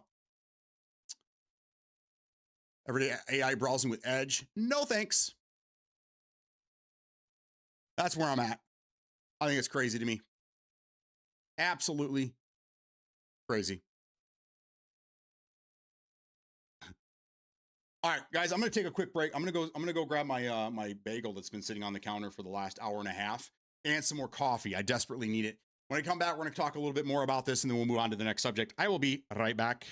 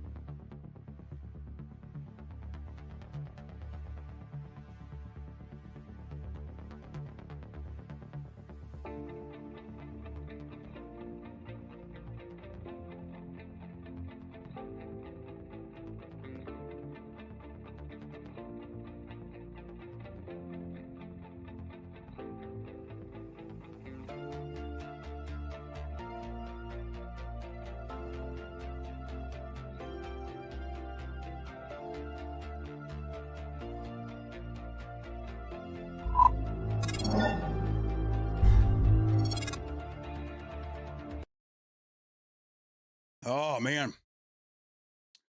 All right. Where were we? Got to juice up the ultimate to make it more enticing than all the other bundles. I don't know. I think that I think people that are on PC, they Microsoft should count their lucky stars. The people that are on PC are even giving them an opportunity the way it is right now.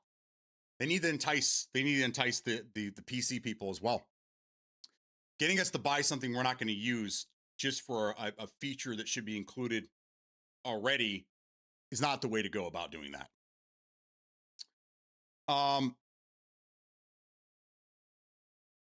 You've given a lot more knowledge to the table, and we obviously go back and forth, but we with good reason. I don't have a family yet, and want gaming to be that much harder in the future for me and others. I grow up on used games, you know. Oh yeah, no, absolutely. That's why I like. That's why I like having you here. And I don't know if it was last week. I think it was Friday. We were having a conversation just like this, and I was like, "God damn it, we need Penguin here because we need the other side. We need your perspective." It's not that I don't agree with you. I just we need perspective here. Otherwise, we're all the same person living in the same bubble. Tribalism, right? We need perspective outside of our own bubble to get and understand where other people are. Just, you know, I like this. I like conversations. I like debates. We are on the same page about a lot of stuff. It's just different. Like, I believe, yes, your game shouldn't be taken away from you. I just don't think that physical media really needs to play a part in that. Again, I think they need to reword every one of their clauses for every company to basically reword it differently so it doesn't make it sound like they can just pull the rug out from under you whenever they want to. We were talking about physical media, and we've been talking about physical media. Here is a copy of Anthem. This is still in the wrapper. You can still see the cellophane. There you go. This is I don't even remember when I bought this. Like it was one of those things where I think I was at Best Buy one day and I was getting other things and it was probably in a bin somewhere. I don't remember when I got this. This is still wrapped up. But it might have been after it went free to play. So I don't really know when. But again, here's Anthem. I love when the game. I kind of know when it was. It was after 2017 because it says Xbox One X enhanced. And after the One X came out, that's all the games were, you know, being pushed in that direction. It's enhanced for the One X. It's enhanced. Now, this one I do know. It still has the Best Buy sticker on it. I'm leaving that on there. This is a copy of Destiny 2, which eventually went free to play, right? This is still in cellophane, still wrapped. Oh, right there. There you go. This one has a sticker on it, though.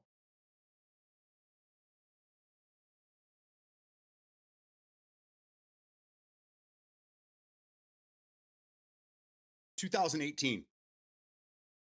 Kind of see that at the very bottom there. 7/8/2018. So that was the last time I bought a physical copy of a game on purpose, but I think it was because it was so damn cheap. And then here, let me. This is kind of like basically what I've been talking about. So if I would have bought this digitally and they would shut down the servers, even though I had the disc, look at the bottom. Requires internet. So again, a lot of these games where they shut down the servers. Does this one say the same thing? Yes, it says the exact same thing. Requires internet and gold live membership. So when they close the servers down, even if you have a physical copy of the disc and you put it in, it doesn't do you any good because it still requires, you know what I'm saying? And if they shut the servers down, it's a server-only game. Yeah. So you can't play it offline. There's no offline mode. As much as I disagree with government interference, the UE has laws that prevent companies from taking games offline that you paid for. Right. That we need that. That's what I'm saying. I didn't really know this is a thing. So you guys brought that to my attention. I didn't realize that people were just getting games just randomly just taken away from them. Again, I don't think it's ever happened to me unless I wasn't paying attention. Again, I own so many games. I don't even know what's what anymore, but across multiple Steam accounts. Prime examples of what we're fighting for. I don't what that's what I'm that's my point is that even if you had the disc, it doesn't do you any good. So what's the difference between a disc and digital if you can't play the game? What exactly are you fighting for?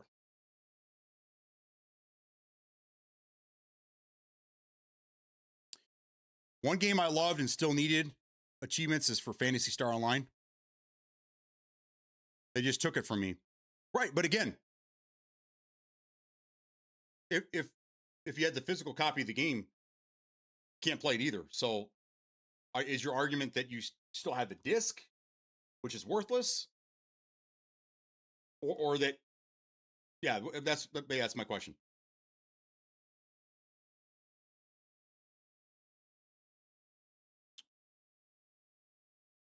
Um, we are fighting for the purpose that those games should work perfectly fine without internet, and they don't, and that's the problem. Then that's a completely different argument, man. Then at that point, physical and digital have zero. They don't have any. There's no argument between the two. It's that the game itself is being taken down, regardless of if it's digital or physical. So that's a completely different argument. That's a completely different fight. You're almost fighting for all games to be built so that even if it's an online only game, there's still some type of offline mode for it. That's a completely different fight.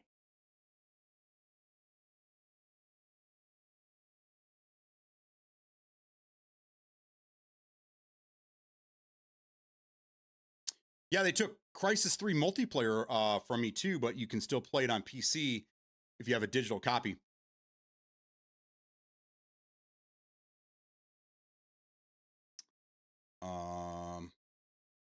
Did they take Crisis 3 multiplayer? Did they remove it from the game, or did they shut down the servers and you just didn't have access to it anymore? That's typical. That happens. I mean, we saw it with what was it? I mean, this was in the news. Where was it? Halo 3, where they were shutting down the servers, and there were two guys that refused to sign out. They left their Xboxes on in the menus for like 2 weeks because as soon as they logged out, the server was going down. And I think they eventually had to just force them out anyhow. But like that stuff's common. Like when a game gets to be a certain age, I was working with my 360 yesterday. I finally got the RGH thing all done, and it's beautiful, by the way. There was a thing. Oh, it was Dark Souls 2. It was out for like the servers were open for like 10 years, and then in 2024 they decided to shut it down because it was an older game, whatever. Now you still have offline play, but servers going down for multiplayer games, that's very common.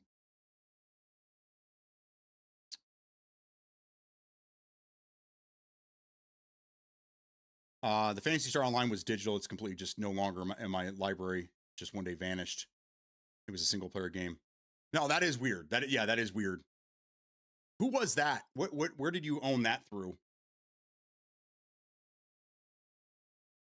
But I mean, isn't the whole thing Fantasy Star Online? Doesn't that mean that it's online? Is it a single player game that requires online access?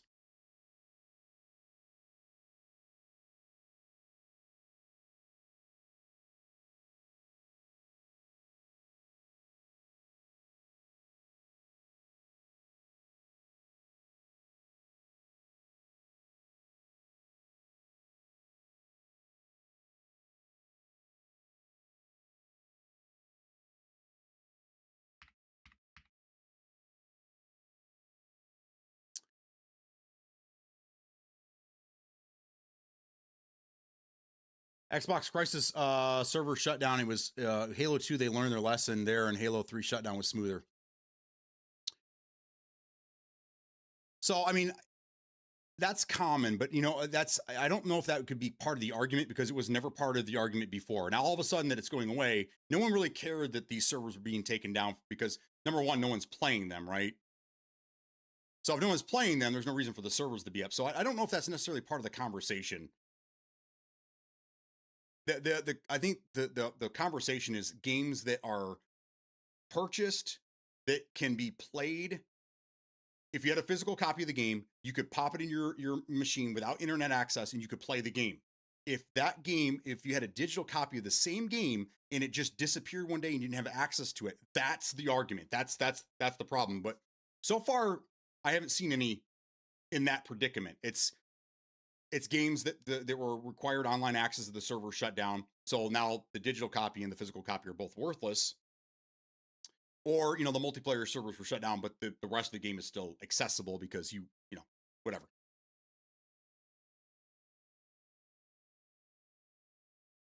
I'm still looking into this Phantasy Star Online removed from Xbox. Now, was it delisted or is it just not there anymore? The original Phantasy Star Online for the original Xbox and Xbox 360 is no longer available on Xbox consoles. Its official Xbox Live servers were shut down long ago and backward compatible versions are not playable. However, its modern successor, Phantasy Star Online 2 New Genesis, remains fully active and free to play.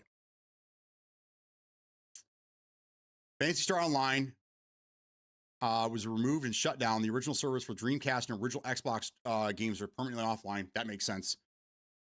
For fans seeking the classic experience, private servers and emulators are typically the primary options. For example, the PC version is preserved via fan-maintained communities like Affinia.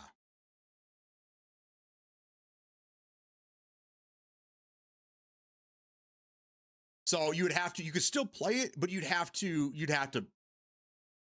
emulate it. So for you, it wouldn't work. But yes, you're right. The game was required an internet. It required servers. So it's a single player game that required servers. And when they shut the servers down, the game just didn't function anymore.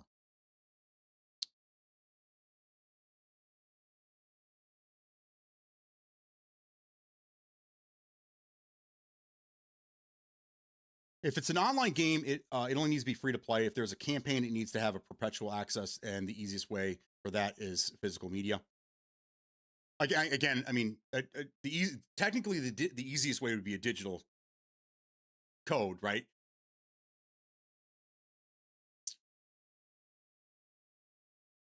It's an IP name, like Sword Art Online is single player, right? But it sounds like it needs an internet connection. What I'm reading here is this game needed an internet connection because it required servers to play. Even though it was a single player game, it required servers to use, kind of like how Anthem was. Anthem, you had to be on a server to play the game, even though it was single player or whatever.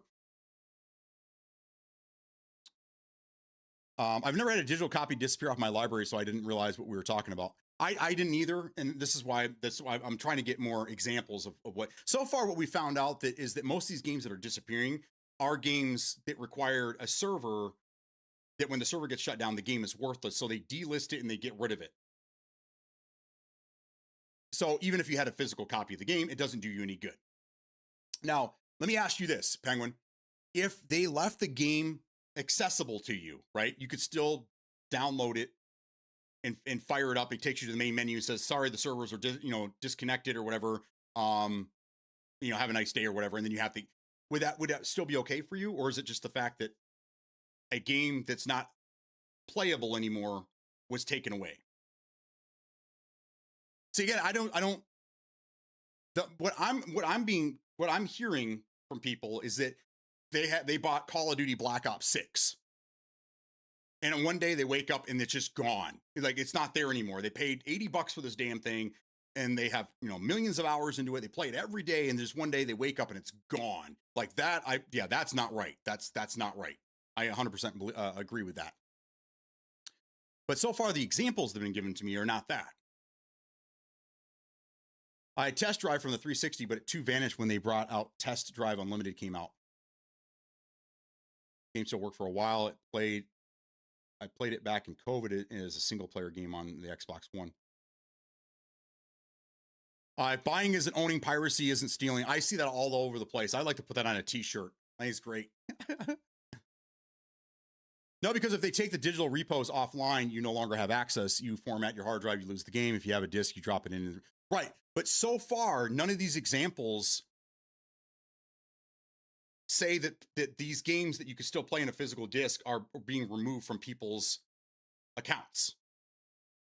So the digital copy would be easier than again, taking a disc, finding the disc in your closet, putting the disc into the machine, and installing it.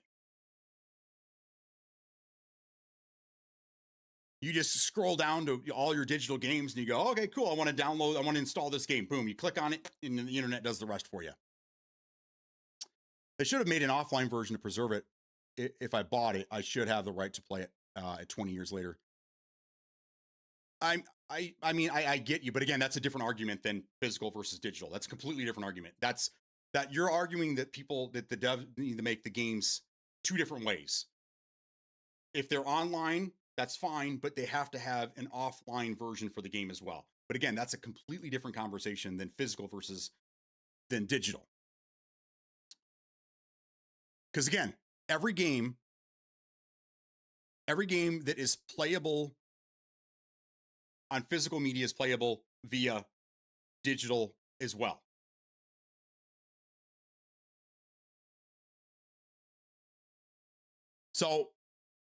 So back to my original question for you is that, okay, so like this game right here, okay. I have the physical copy of this game, okay? If I put this in the machine, it'll install it, it'll do everything it needs to do, right? But then when I get on, it'll say the servers aren't available anymore, sorry, and that's as far as I can go, okay? So basically the disc is worthless, okay? If I go to my digital version of this game and it's just missing, what's the difference? The digital version was just as worthless as the disc. So should I still have access to something that's worthless, that doesn't do me any good? Or is it better that they just go through and they just get rid of the trash? Would that be better? Would that be better as if these games didn't disappear, you still had access to downloading and installing them from a server somewhere, but when you get into the game, it doesn't do anything?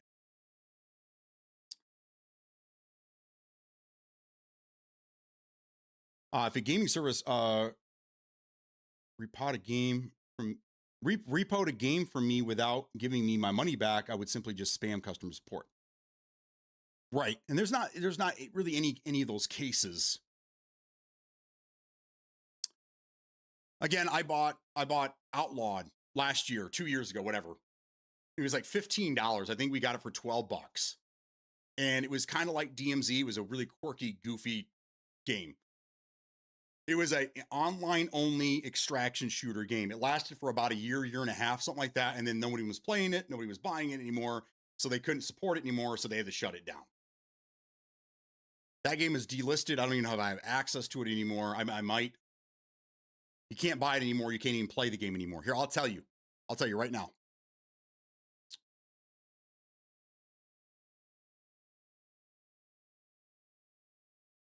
I still have access to it. The servers are done. The game is worthless. It's just sitting here. I can still download, install the game, and fire it up. But it doesn't do me any good. And that's on Steam. Now, that's probably different on Xbox or PlayStation because, again, if the game doesn't work, it's just taking up space on their servers. Why even have it there? We had fun in Outlaw trying to kill the bosses. Yeah, yes. It was a fun, quirky game. And sure, I love to fire it up from time to time and go play it. But I mean, it is what it is. It was an online only game. The servers were shut down. There's nothing to connect to anymore. So the game doesn't really do me any good. But I still have access to it. Here, I'll prove it.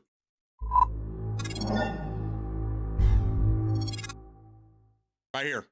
And then January 20th of what year was this? Oh, it was the beginning of this year. So it lasted 2 years then. It said the last time I played the game was August 31st of 2025. That's the last time I played it. But since the launch of Outlaw, we have continued to strive to bring meaningful improvements to the game, but the reality is harsh. It has not performed as we had hoped. After long discussions and careful consideration, we are saddened to announce that Outlaw will cease all operations on February 21st. At that time, Outlaw will be removed from the Steam store and the game will be discontinued as the servers are shut down. Players will no longer be able to log into the game after this closure. Following this announcement, new purchases of Outlaw will be disabled. Looking back, we have full honor, blah, blah, blah, blah, blah. So, I mean, it happens. But I still have access to it. It's a digital game that's not, you can't even play it anymore. And I still have access to it. So again, it hasn't really affected me at all.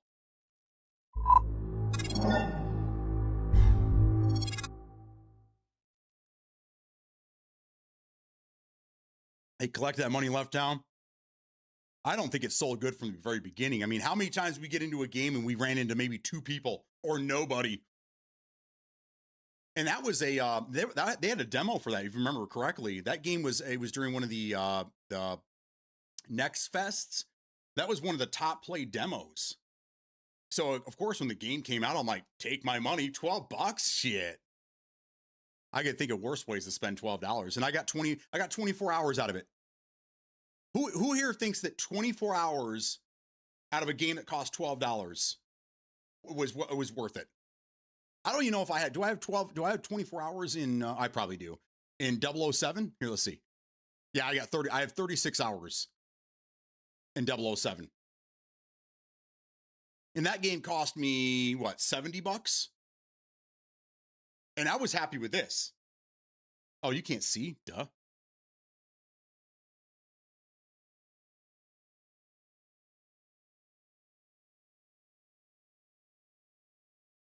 So, I mean, I'm not really that worried about it. Again, but I own so many fucking games, dude. It's just ridiculous. I'll never play them all. I have a backlog that started in somewhere in the mid 2000s that I never tackled. I don't even really access that account anymore. My son uses it for Counter-Strike. But that's my original Steam account from 2003, and it probably has over 400 games on it now.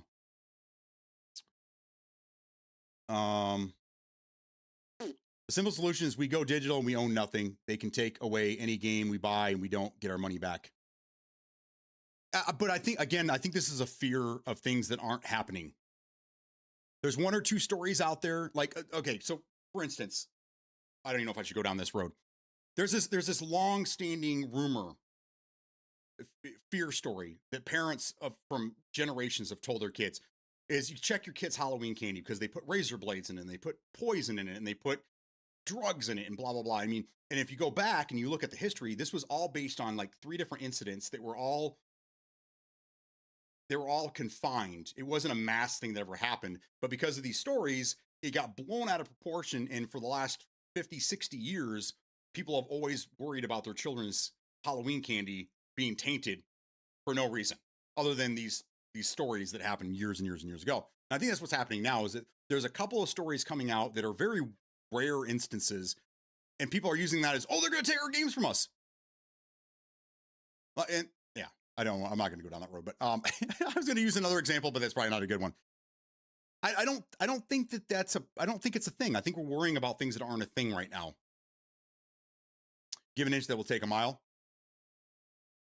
I remember when I started playing the second Homefront, and I tried looking for the first one, and it's still available on Xbox Store, and I like the first Homefront. I just wish I could find a disc of it to see if it play. The original Homefront is amazing. I actually played through the PC version of the game recently for you guys. I actually added it to my 360. I started playing through it again on my 360 recently. I have the original out in the garage. Or maybe it's in the car. I had 2 games that had some scratches on them. I was going to take them to that little retro game shop down the road here and have them resurface them for me. But I have the digital copies on my modded Xbox, so I'm not really that concerned with it right now. I own GTA San Andreas on Steam. I don't think it ever comes up if I search it. Light and White's there on now trilogy pack. Oh, I got you. Yeah. Do you have any examples of this actually happening, or is it just a concept? Drugs and candy? I know that was my first thing. It's like, who the fuck would give away their hard-earned drugs to kids? I mean, at least put a business card in there. So if I like the drugs you put in my Snickers, I can be like, dude, got any more of those Snickers, man? Really go for a Snickers bar right now. It's just not. It's, when you start thinking with common sense, a lot of these stories just fucking fall apart. Critical thinking, man, you can't teach it, and it's hard. It's hard for people to do. PlayStation just took away a 100 plus movies from people because of expired license agreement or some shit. Was it PlayStation or was it Sony? I thought it was Sony. I thought it was Sony Digital that had done that. But those are movies. We're talking about games. And I don't know. I've heard the story, but I don't know enough about the story to like actually debate that one with you. So I can't tell you. I don't know. Right now we're kind of focusing on the games because that's where all that's where the attention is on video games. And this is a big move. I mean, it's a big move for some people. All PC people, we've been digital for 12, 15 years now. It sounds like about three quarters of console users are all digital as well. So this is for that 0.25% will be favorable there. What we say 0.25% of console users are the ones that are concerned with this happening. So yes, yes, I know it's movies, but that's the idea. I got you. Do you really think though? Do you really think that PlayStation would do that? They would just one day just start taking games away from everybody? What would the purpose be? You know how much backlash they would have?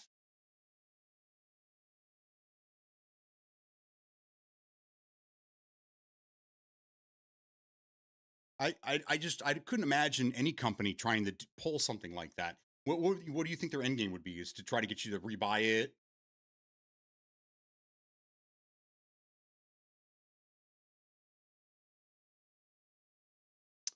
Sony is stripping 551 Studio Canal movies and TV shows from PlayStation users' digital libraries on September 1st, 2026. Citing expired licensing agreements, Sony will wipe titles like Terminator 2, Paddington, Total Recall from purchased accounts. Affected users receive no refunds or compensation. But is it still available? Would you still own those movies through Sony? So it sounds like to me, it's just the PlayStation isn't able to play those movies, but you still own the movies, right? You would still own them somewhere, right? It's just you can't play them on your PlayStation. I played a bit of it because my dad's friend let us borrow some of his games, and I remember there was a big robot boss fight. I think that was where I was when I last played. But I really liked it because it was different from my normal games that I played on my 360. Oh, dude, Homefront is one of the most underrated games from the 360 era. The second game didn't do any justice. There was a book that was written alongside the launch of, back when I used to read, alongside the launch of this game. I read that the book was fucking phenomenal. It was like a Red Dawn. But basically, the whole story was basically like a fleshed out version of Red Dawn. Except in Red Dawn wasn't Russians. And then the reboot, I think, was North Korea. That's basically what this is. It's basically if Red Dawn was North Korea. And yeah, the story is awesome, dude. But yeah, if you could find, you just go to any retro game shop should have it. I hope you can find a copy because it is a great game, and everybody should have a version of that game. A thief steals a gum and gets away, then steals a shirt and gets away, then steals some detergent. When do they stop? How far is enough? I don't know. I just don't, again, I don't know why. I mean, yeah, it's plausible, but why? Why would they do that? Why would they just start taking your games away from you? I mean, if anything, it's just going to keep people from buying their products. It's not going to get them to rebuy it.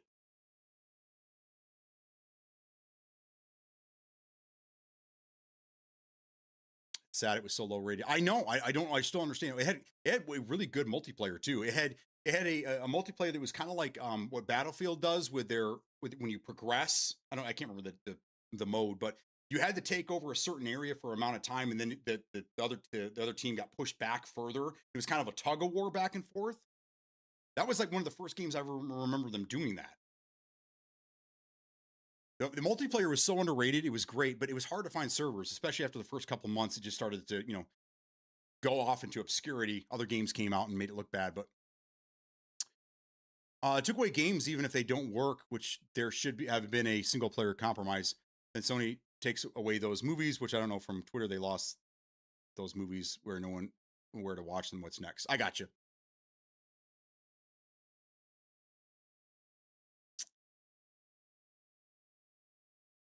All right, so I see what you're saying. I understand what you're saying.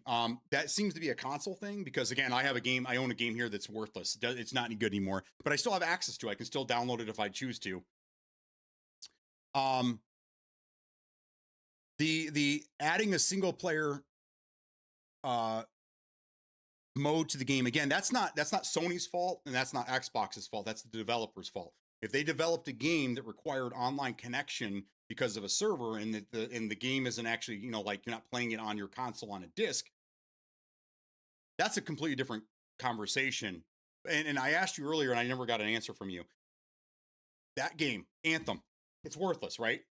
If you still had access to installing the game, like it just didn't disappear, you could still access the game, you could still install it to your machine, but you couldn't do anything with it. Would that be better? Because that seems to be the argument. Is it just disappeared? If you still had access to it, you'd be fine with it.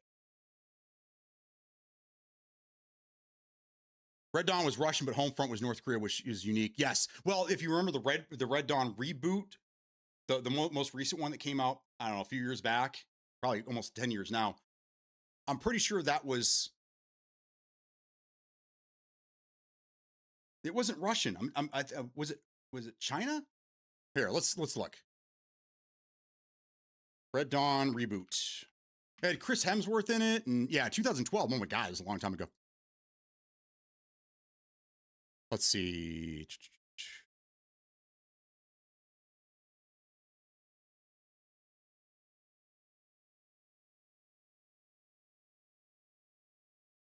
Oh, it was two. North Korea and Russia together. That's what it was. Okay.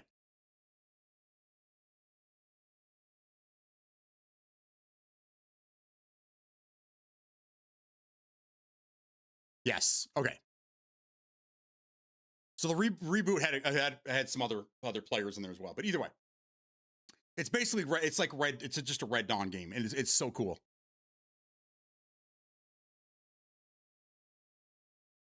After the backlash, Sony updated its announcement, explaining that Discovery had clarified the licensing situation and the movies and TV shows would remain available to customers. As a result, users ultimately did not lose access to their previously purchased Discovery content. Okay, so it was just a scare. It didn't take place. If they go all digital, it doesn't matter. Either you buy and they take it away, or one day, or you have a PlayStation, and you don't buy any games.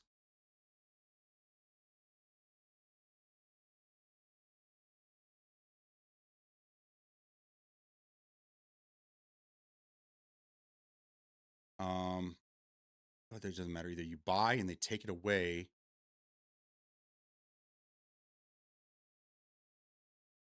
So you're saying you're saying it like it's gonna happen, like it's just gonna happen, man. No matter what, it's one day it's just gonna happen.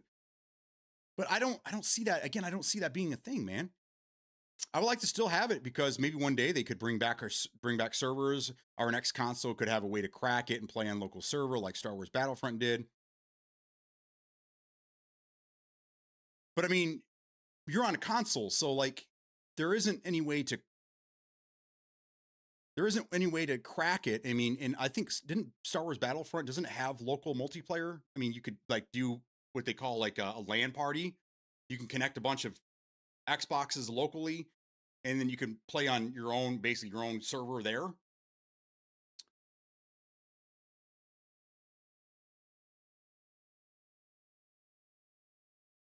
Okay, so it's the fact that they just took it away, and even though you don't have access, I understand. I see.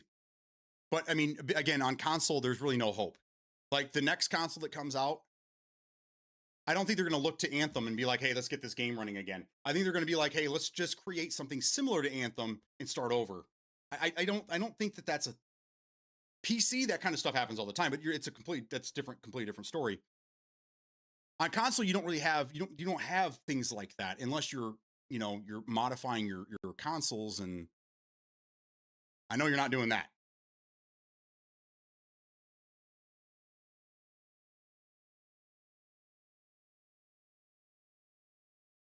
Yeah. Okay. So maybe in that instance, okay, maybe they if a game is delisted but you still own the game, they don't just immediately just pull it off. They just leave it there.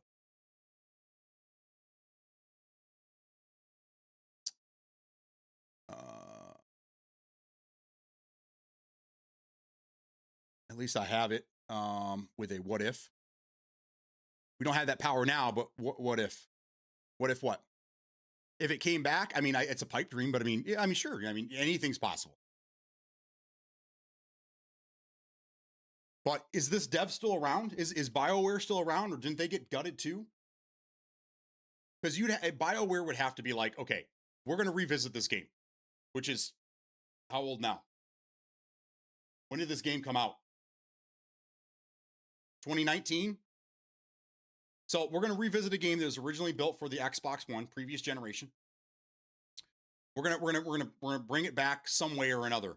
If for some reason that happened, I'm willing to bet $100 that it magically appears back in your library again. They're not going to make you repurchase the game. The reason they took it out of there is because it doesn't do you any good. It's just, again, clogging up what could be hosting other games.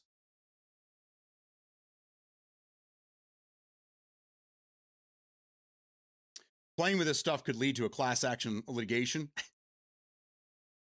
still have that Kingdom Under Fire Circle of Doom game as a physical copy. It doesn't work, but what if one day it becomes backwards compatible? Then it'll show back up again.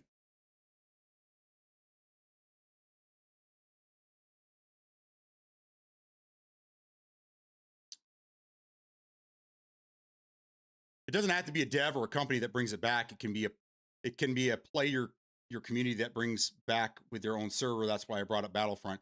But you can't access. You're in a closed ecosphere.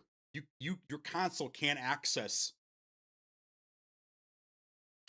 these servers.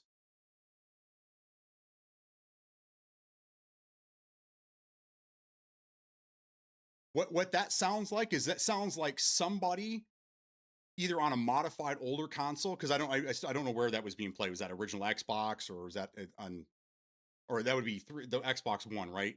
Which you can't modify an Xbox One. So is it PC? I don't know.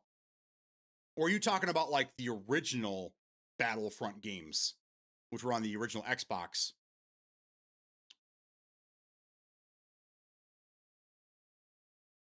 Doesn't have to be a dev or company. That Star Wars Battlefront 2 died long ago. Servers long gone, but it was a community of players that had their own server that brought it back, and it still thrived in 2020.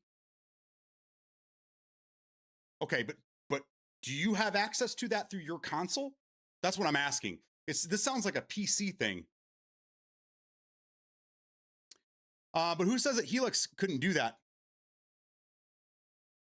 I'm saying that right now. The Helix isn't going to be what you think it is. It's still going to be a console, so it's going to be locked to the ecosphere. You're not going to be able to get in there like Windows and change a bunch of settings and stuff. It's just going to be a console that plays PC games. That's what it's going to be. That's what. And again, I don't know it for a fact. I'm just, that's where I feel it's going to go. There's no way they're going to subsidize, especially, okay, so like Asha needs to make money, right? And she's doing that by cutting this and that. And you really think that she's going to make a next console that's going to be subsidized, which means losing money on, right? And allow you access to PC things to get you out of their ecosphere? No, man. You're going to be dialed in and still at their becking call.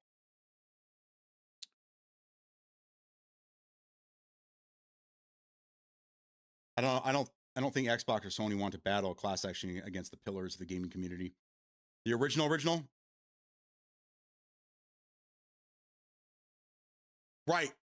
But I'm assuming it's on a modified Xbox. You probably have to be on a modified Xbox. Otherwise, when you load up your factory one or whatever, it's going to try to immediately log into Xbox Live. So you'd have to point the Xbox in the direction of a custom server somewhere.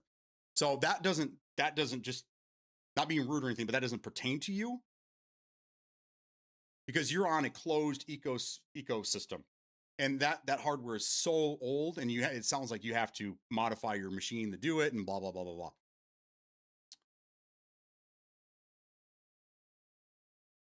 But I see what you're saying. So basically, what we are saying is time to get off console and get that PC.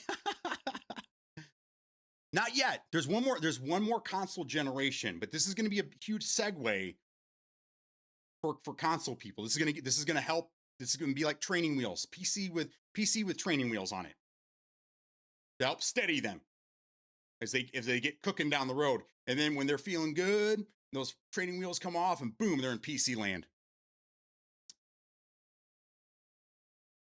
That's just why I say what if. I got you. Okay.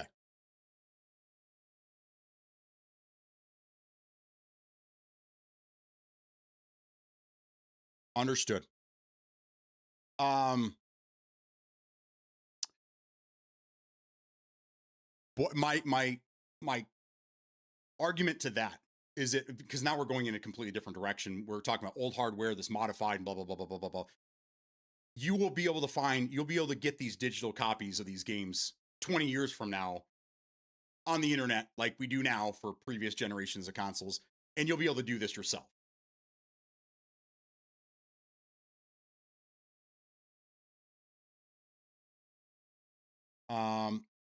And if this did happen and we lose all our games because digital copies, you can't do any kill the companies for sure. Nobody would deal with them probably ever again. Yeah, I mean, if they started just cutting games out of people for no reason other than they just want to be dicks, they're going to go under. The companies are going to, there's no way they can do that. I mean, you said that PlayStation is facing some huge fine if they get rid of physical media. I'm not sure how that works, but like, can you imagine what the fine would be if they just started removing games from people?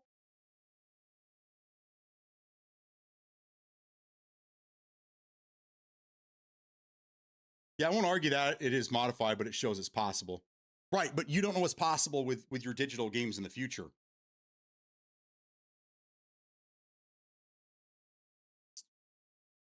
Again, I mean, if 20 years down the road, somebody decides that, hey, I'm going to open up a server for this game, and but you might not even have the hardware then, Penguin, and that game and that server are only available on that generation of game and server. It's not like you're popping in a disk and doing backwards compatibility to get onto that server. It's just, that's not. So 20 years from now, I mean, you already said you were going to sell your Series X to get the next. You're not even going to have you're not even going to have this console anymore. So I feel like we're grasping at straws here for this argument.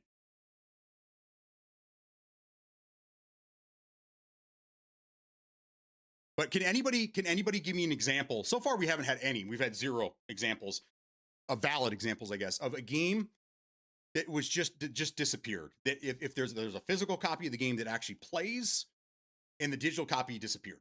So far, it seems like everything we've touched on, every example is a physical copy that's worthless and a digital key that is worthless, equally worthless, and the digital copy is just not available anymore.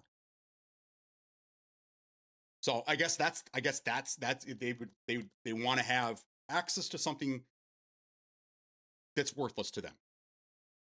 I know it sounds funny, but I'm just trying to make sense of it.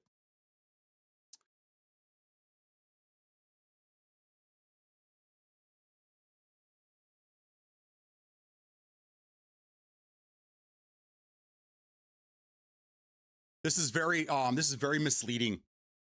Now I'm looking into this even more. So it says that Crimson Sky's High Road to Revenge. Okay, it says including these subscriptions, Game Pass, Xbox Game Pass, PC only, Essential, Premium, and Ultimate. All four of them, it says it's part of that. Okay, but then if I try to play it, it says that does not include streaming. So it won't let me install the game, and apparently it's streaming only. So I'm not actually installing this. I'm streaming it, right? So I was under the impression that I was actually going to be installing the game to my hard drive and playing it there, but it sounds like I'm actually the PC version of the backwards compatibility is all streaming. So I don't know. I don't now this doesn't sound. An Xbox 360 hard drive is required to use this item. Come on, dude. Make it make sense. I'm taking screenshots of all this shit, dude. This is everything about this just does not make any sense to me.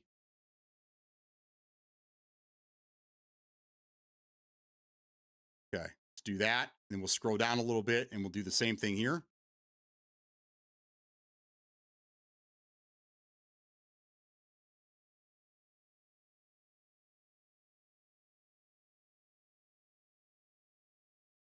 Okay.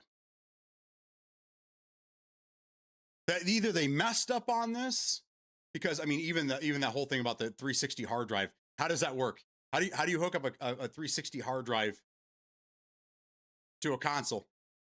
I mean, there are ways. I mean, I know how to do it. I mean, I can hook up a 360 hard drive to my computer, but why would I do that?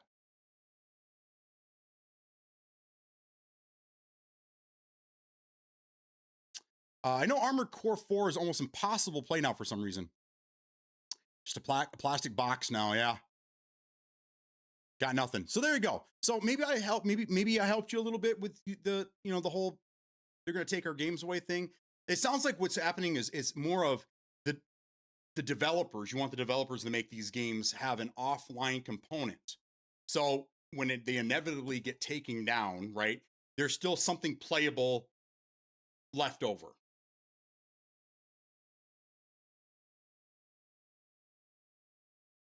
So I don't, unless you have a hard or digital copy on an Xbox 360.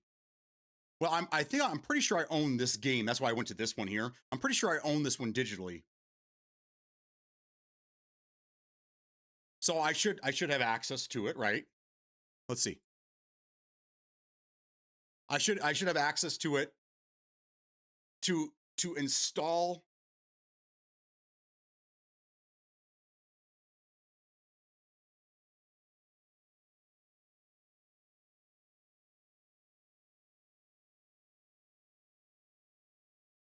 Yeah, I own it because it'll let me install the game to the console. Here, I'll show you what I'm talking about. Okay, so I'm in here right now, and I can install it to my console if I wanted to. Boom. Okay. Now, if I go up here to PC, it tells me I have to do this on the Xbox app. But if I go to the Xbox app, it tells me I have to subscribe to, because it's a streaming game. Because apparently I'm not actually installing it. So now I have no idea. I don't know. It's so weird, man. But again, off the website, I can install it directly to my console because I own the game. So I don't know. What do you think that's all about? I'm gonna try to take a bite of my food that's been sitting out for 3 hours. That was a mistake.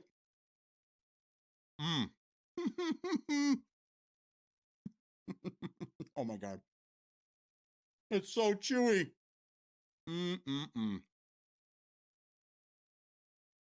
Sorry guys, I was hungry.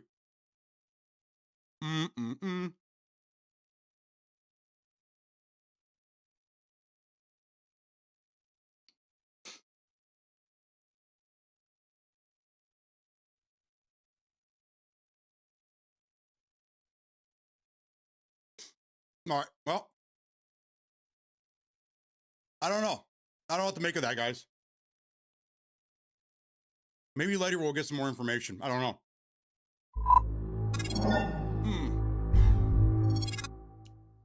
I don't know. So weird to me. You know what? Maybe I got to do this. Maybe I need to look for an update. Maybe it needs an update. Maybe that's the problem.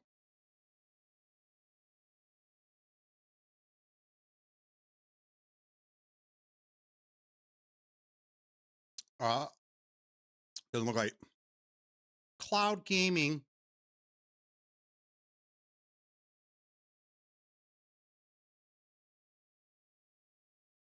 Yeah. We keep him talking. You can't eat. That's all good. I don't eat much anymore as it is. Plus another 5 pounds too. It seems like a cloud gimmick. That's what I'm starting to get here too. I just don't understand why it's. Why does it talk about? Where it is right here.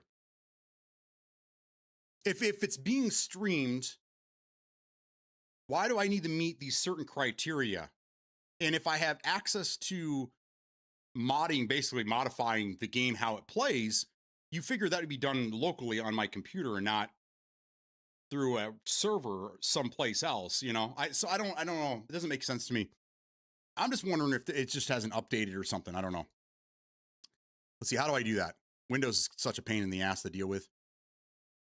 Let's go into the Play Store? Microsoft Store. Then we go down to library. And then the library.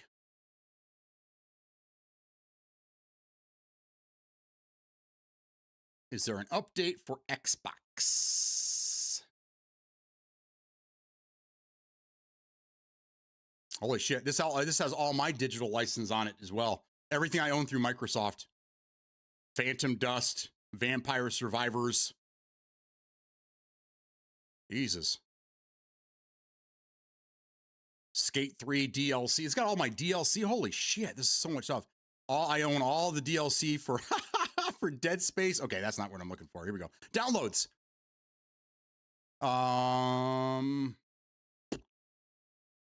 Clipchamp. The fuck is Clipchamp? The app was last modified on 7/16. I'm wondering if it just hasn't updated, because it officially dropped this morning, right? So I guess maybe we're just waiting for this to have, maybe I don't know. Oh, I found a bunch more. Let's see. It needs to do video extensions, some AI shit. Okay, no. So no Xbox. So I don't know. If Sony and Xbox start taking games away from users, then they are committing financial suicide. They will lose everything and Steam will take the pot. They really shouldn't lock back compatibility behind a subscription.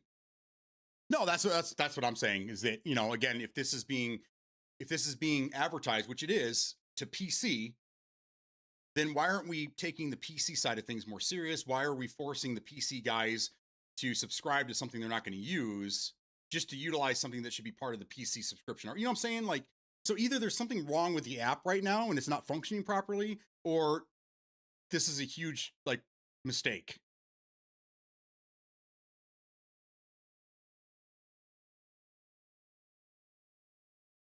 From a business perspective, well, she was the one that said that Game Pass was too pricey, right? Well, I would think that she'd also be like, we're selling things to people that don't need things, right? Give the PC people maybe another level at some point, where there's just the essentials, and then you can get day one releases or something. I don't know. There isn't enough Game Pass games to support that just yet, but I would be doing everything in my power to keep the PC people around right now. You've done all kinds of stuff for the console people, but give us some more reason to keep our accounts. I'm on the fence. I'm ready to just call it quits. But this right here, this would have been a great idea. Now, if you would have given us 20 plus games and gave us access via the app on our computers, this probably would have maybe be a little more to the I don't want to jump off the fence thing. But I don't know, man. Your computer needs to restart to complete the Nehemic 3 installation. Fine, do your worst.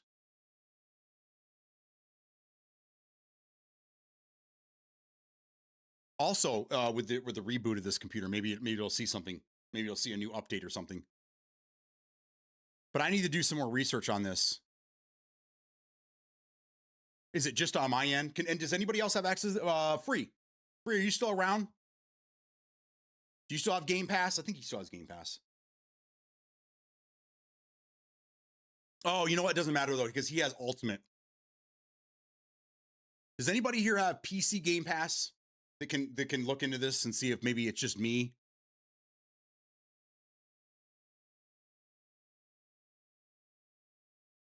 Another bite. Thank you, Ink.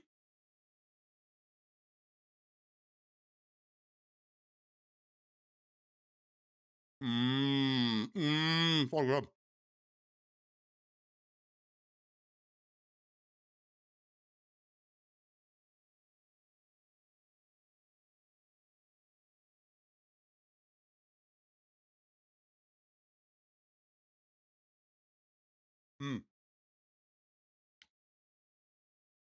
The only thing that I have that automatically loads when my computer loads is Steam. That's it.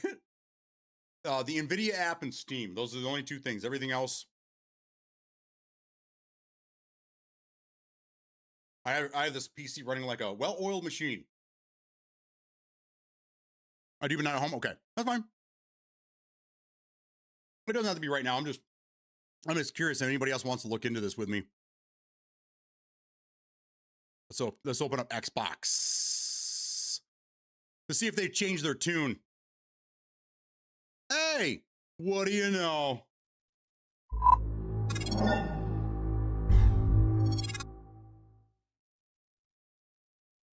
So it must have been something with like an external update. Let's see. Did I update it all?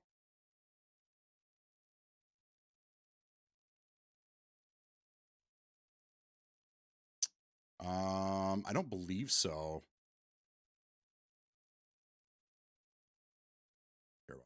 Account. Huh. All right, so look, now we have new stuff added. The two games that were coming out today, Tears of Metal and then Shift at Midnight. But now it's giving me the option for these two games here. Let's see what it says. There you go. There you go.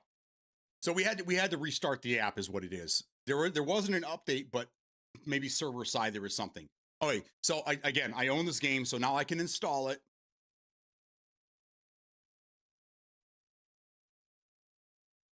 Yeah, boy. And I guess I own Fusion Frenzy as well. So I don't own Conquer Live and Reloaded or whatever. Or what was the other one? Blinks. I don't think anybody owns Blinks. Nobody likes that game. So these two are available to me. So that's cool. So if you're in the same situation as me, Inca Skin, when you jump on there, if you own any of these games digitally, it should just pop up for you automatically. So cool. I own 50% of the games that I can play backwards compatibility on my PC. So all right, I removed my rant from earlier because they have obviously decided to change their ways.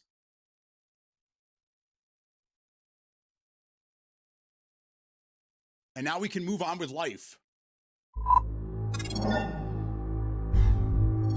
How about we fire this thing up here in a minute when it gets done downloading?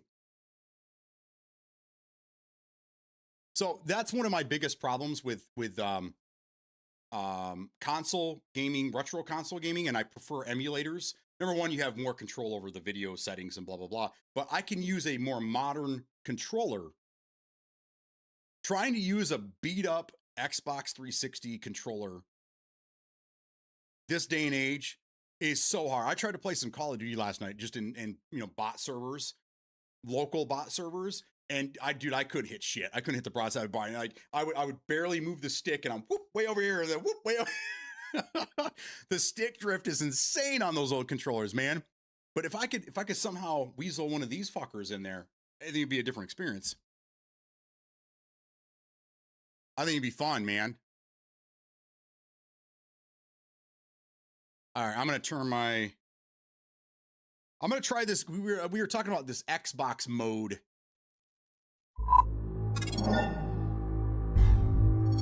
Has anybody tried the Xbox mode on their PC? Manic was asking me about this, and this, from what I understand, we're gonna test this right now. But from what I understand, this is basically Xbox's version of Steam's big picture mode. Which, if you guys see that, I mean, Xbox PC app has been trying to mimic and do a lot of the Steam stuff. They're still just not anywhere close to where they are. So what big picture mode does is it's more meant for like a TV or like a console mode, I guess you can call it. it gives you a bigger UI for like your television. You can use your controller to, you know, move around and everything. Use Xbox mode for controller for game. Blah, blah, blah. Let's enter. Okay. So this basically just turns it into like console mode.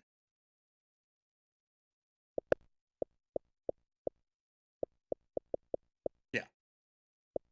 So you use your controller. So like, again, if you had this on a TV, this would probably be a little easier for you to navigate on screen. It's basically just Steam's big picture mode. Just copy and pasted. All right, let's try this game here. Dweez played this 11 months ago, and Hey Bud over a year ago. Oh, we got it. We got to install more things. Hold on.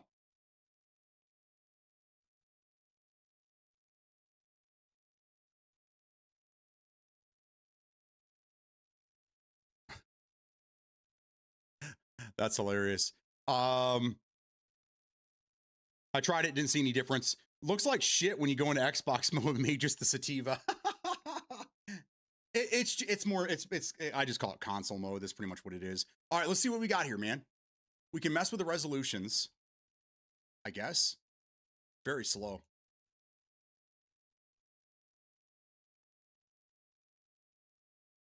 Wouldn't that be widescreen though? 2560 by, yeah, we want, no. I want 2560 by 1440. This is going to be weird. Wouldn't that be closer to 4:3?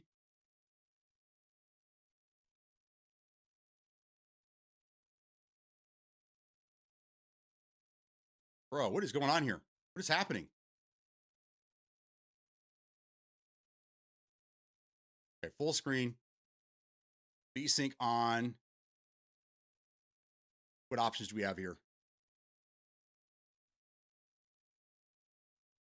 On. Okay, good. Dude, let me just play. Okay. All right, so I'm upscaling the game to the highest it'll go. Which I think is going to be a weird format, but this might be a game that was only presented in 4:3, because again, because again, this is on the original Xbox, and most games, with the exception of a very select few, had any widescreen mode.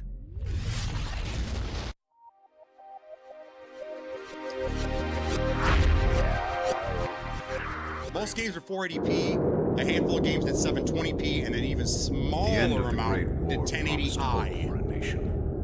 But prohibition and oppression eroded the core of the Union. The new nations turned to the sky, ushering in a new era of commerce. And with it, sky piracy was born. This is a world on fire. This is the world of crimson skies.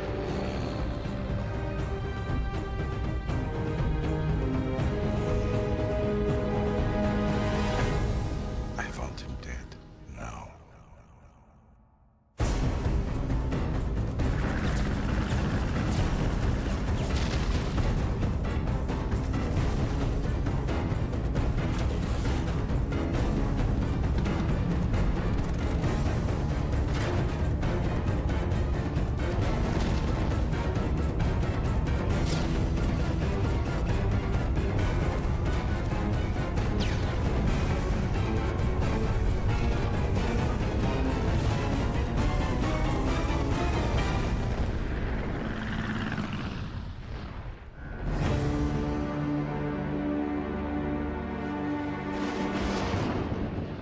Why this game never got a sequel on like the 360? I hope you don't mind if I leave my socks on. Maria? Why this game never got a sequel is beyond me. Let's see. Do I have access to that? Can I see? It may not work well with that, so I'm not expecting that to. Game demos? That's too bad. They should have just removed that. Nathan Drake.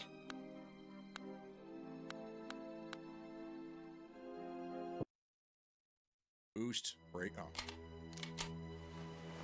Uh-oh. Steady, Nathan.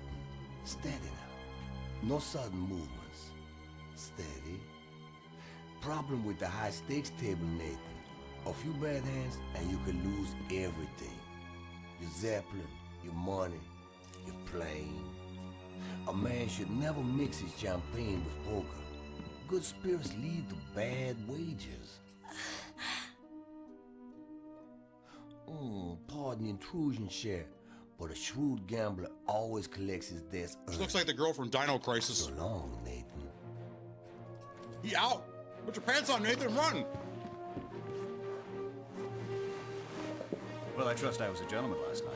Now, if you'll excuse me, I have a plane to catch.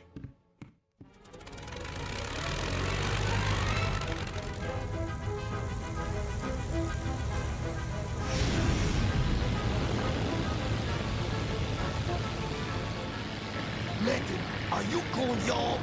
This is my plane now. Yeah, well, you win some, you lose some.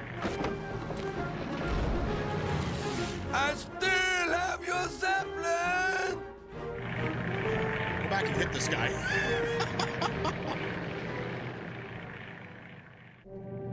Betty, you out there? Read you loud and clear. Where the hell you been, Nathan? I had to hit Joe's solo. Sorry about that. I got a little hung up. How much did you make off with? A couple grand. I'm afraid we're gonna need more than that. What do you mean? I had a little problem in the high-stakes poker room last night. What kind of problem? Gambling problem. Gambling problem. Thibodeau cheated me out of the Pandora. You gambled away our Zap? Rendezvous over Calico Bay. I'll fill you in on the details as soon as I remember them.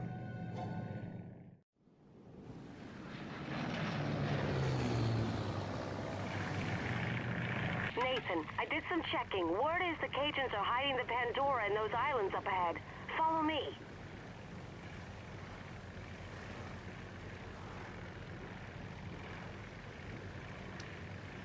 Never played the dude. This is one of the greatest games.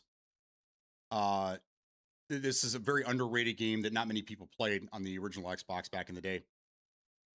I think this was one of the. I think this game is one of the few that actually had DLC too. I wonder if it's included in this. We thought these were A1 graphics back then. Crazy to think that these were. Yeah, I mean, these were insane. Gammon problem. It says when I won enough for a draw earlier. Danny, bye. How you doing? I'm just playing War Thunder, so this is a trip. Hell yeah.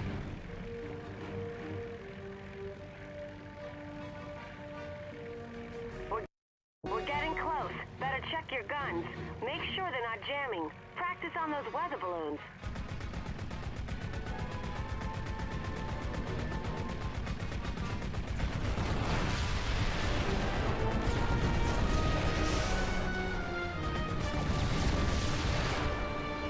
Nice shooting. Looks like they're working. Thanks, baby.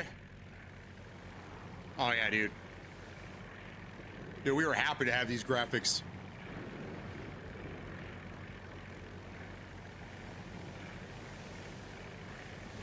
Try your secondary weapon.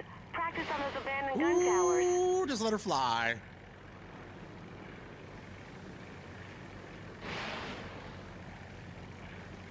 Stay straight. You know, one thing you didn't have to deal with back in the day is bullet drop. There's no such thing as bullet drop. Good Boom. job.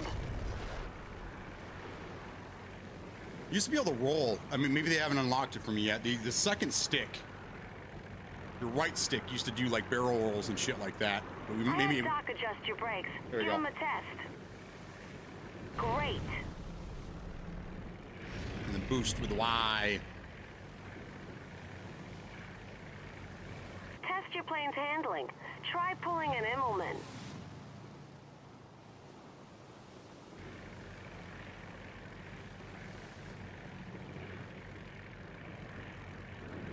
Click the right thumbstick as you. Well done. Pull a Oh, few okay. more All right. maneuvers, just to be sure. Great. Oh, that's weird. You have to. I don't remember that. You have to press both sticks. You only press the right stick in, but you have to When move you're both done, sticks in the fly right to in me the and same we'll direction. continue. What if I did this? That's a Oh, barrel roll. there you go. Barrel roll. There you go. What if I did this? Alternate. What if I do this? That's a snap turn. Oh, okay. So we're getting into like, That's a power climb. we're getting into some Tony Hawk shit now. So there's different combinations you can do with the sticks to get different types of. Now I'm inverted. Did you say inverted? That's a barrel roll. Loving it.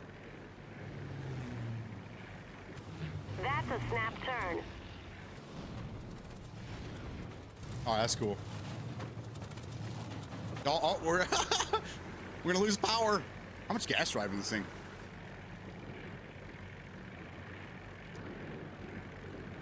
Far Cry, the original, was made in the 70s. Did you know that? Or early 80s?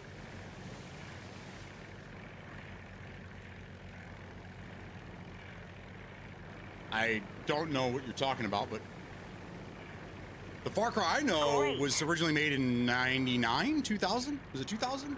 Oh, you know what? It was later than that. 2002. All right, what do you want me to do, baby? Follow Betty. You just gotta follow. I had to have a supercomputer to run it. Oh, look at that Zeppelin. Guess you're in a hurry to go.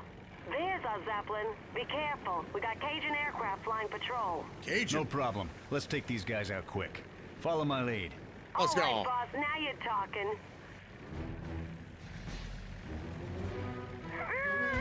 Looks like them fortune hunters one day zip bag. Far Cry was 2004. There you go.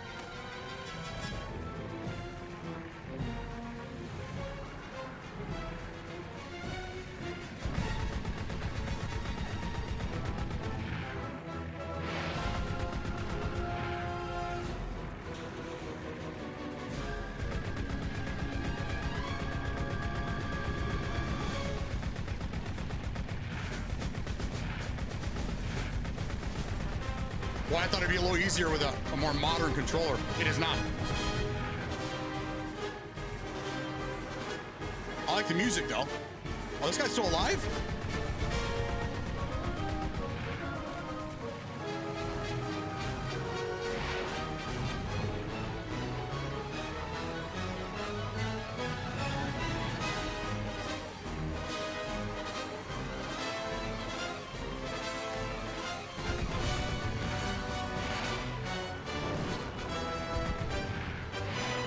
Next time, think twice before climbing into that cockpit. Nah, he said cockpit. Heads up, Nathan. Here come reinforcements. Ah!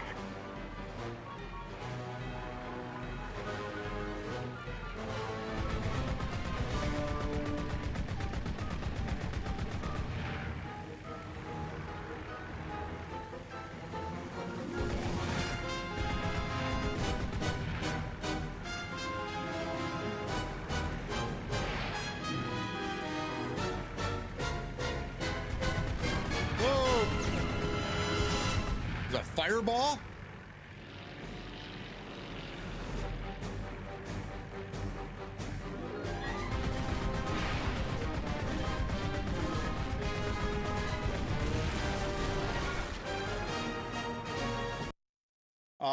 That was a console. On console, I think. Yeah, I don't remember. I think the original Far Cry came out in it was early 2000s. I know that much because I bought it. I still have my PC disc copy of the game. I'd have to grab it and to let you know, but I bought it for my PC. I don't think I ever played it on console. Like roasting chestnuts. Like roasted chestnuts, he says. Hell yeah, let's go. So the game runs great. All right, that should do. You definitely want to mess with the settings and just crank it right up. Because even with the better resolution and all the little eye candy they added to it, it still shows its age. But again, this game is it's over 20 years old now. I mean, this came out in what 2004, maybe 3. I think it's more of a 3. Score reminds me of Star Wars: The Last Starfighter. PC release was 2004. For the original Far Cry, that sounds about right. Maybe you're deluded. I don't know. Maybe you're thinking of something else. I mean, there wasn't many games that came out in the 70s or 80s that still live on today, you know? All right, Let's board the Pandora. who's gonna fly it? We need Big John. He took off Big during last John? night's card game. Here, let's run this guy Until we over. track him down, I'll have to do my best.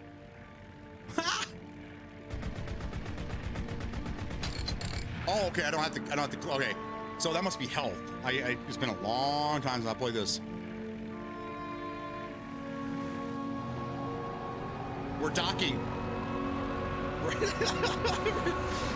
Where's Manic? We're docking.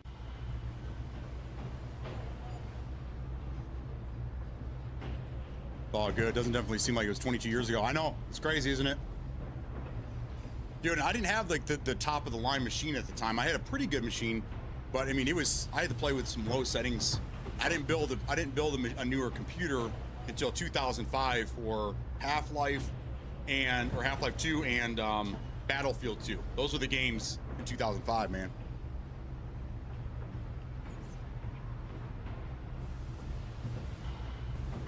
Okay, let's just say lol. Now this is the original Ace Combat, Ace before Ace. There you go. Yeah, this was a great game. I have a token. Good storytelling, good combat. At the time, the controls were pretty responsive. But again, trying to play these games on the older consoles with the well-worn controllers is very, very tedious. That's why I run emulators again, because I can do stuff like this, which is fantastic.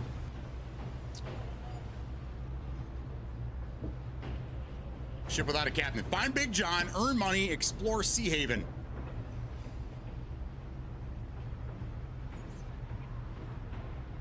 Let's upgrade our craft.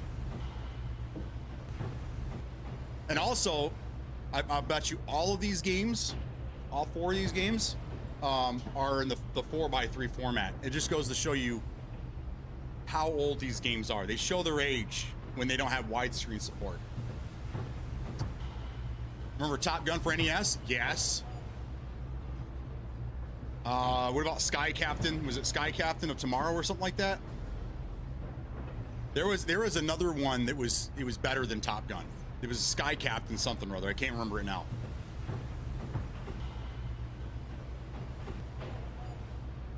When did they need to add Worms Fort? That game was my favorite in middle school. Bro, there's so many Worms games. There's like a bajillion Worms games that have been out. I'm sure you have access to some cheap ones too. Landing the plane was yes, because on console they didn't have the horsepower that the arcade did. So you didn't really know where you were landing because the shadows were off and shit. Yeah, it was dude, yeah. Burn in the ass. Oh, what can we update? Not enough to upgrade. Oh man. I need 14 tokens and 4,200. I'm about halfway there in money, but tokens I need a lot more work.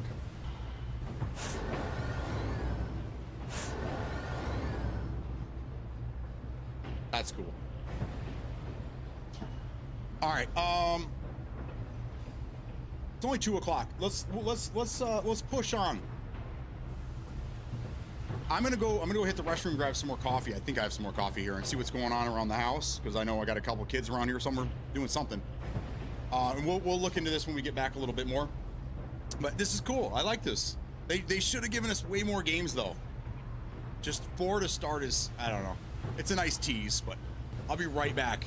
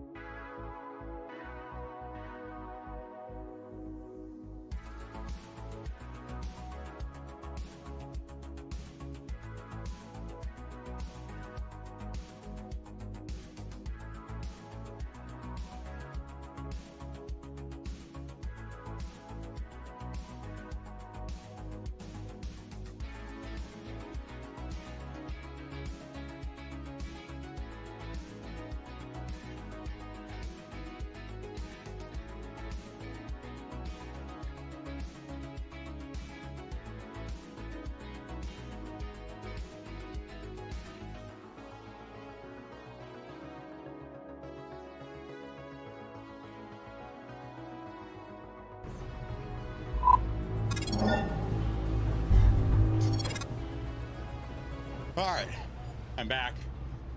So remember I was telling you that story about my daughter in the work situation and all that? Yeah. Well, she thought she had the day off and she was all excited. She went to go do something with one of her friends or something.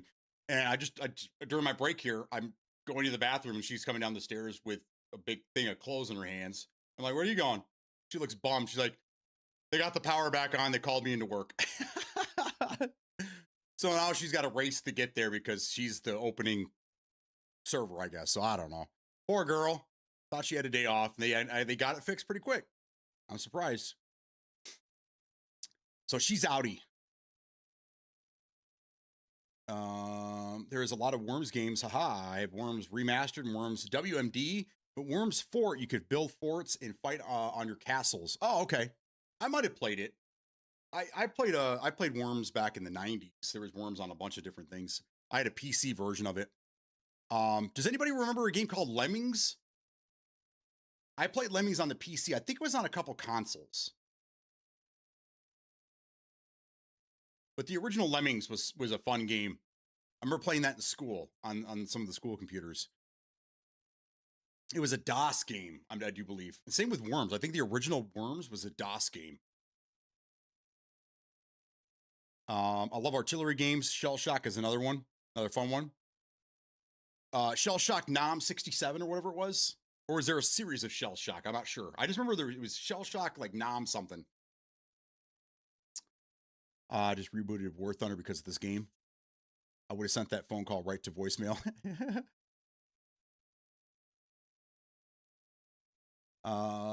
Lemmings was great. Remember Snood? Yeah, I remember. Yep, Snood was a play. Was that? Oh, no, it wasn't PlayStation. Snood was on something, right? It was not. It wasn't just PC. I think of something else. Dude, there was a game. It's just a game called Shell Shock, just tank artillery game. Oh, okay. I'm not sure what that one is. Shell Shock Nom 60. I think that was an original Xbox game. Pretty sure. Fuck, I just had a thought and I can't remember it now. Oh, dude, one of my favorite games that never made it to console. And just another reason why I was always, I consider myself pretty lucky that I always had a PC and a console at the same time, is this game that my buddies had on their PC, and I was a Macintosh guy at the time, so I had to go to their house to play it years later, and I think you can still get it now. It's available, I think, on like GOG and things like that, so I was able to replay it again. But my buddies had this game called Redneck Rampage. Back when the Doom clones were all the thing and every game was like a Doom clone of some sort, there was this one that stood out. It was called Redneck Rampage, and it was hilarious, man. Anybody else play that game, or is that just me? I want to say it came out like 95-ish? 95, 96, somewhere in there. Awesome.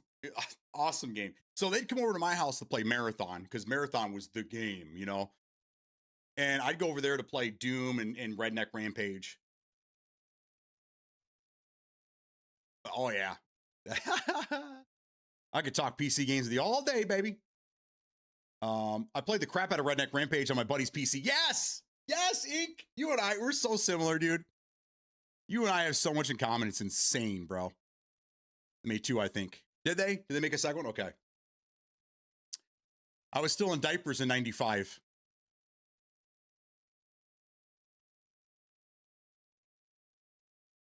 I have pictures of my first son, born in 99.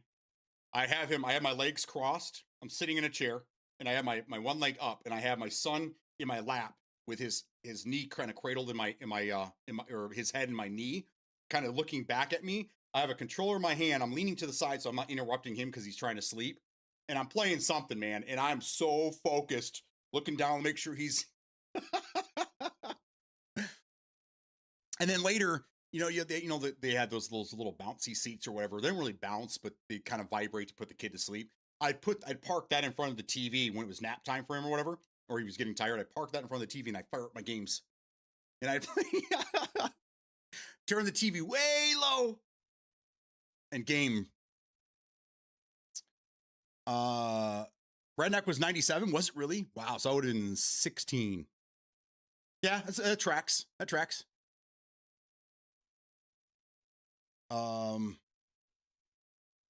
Rampage is a shit. I go to the local arcade to play that in 1944 sometimes.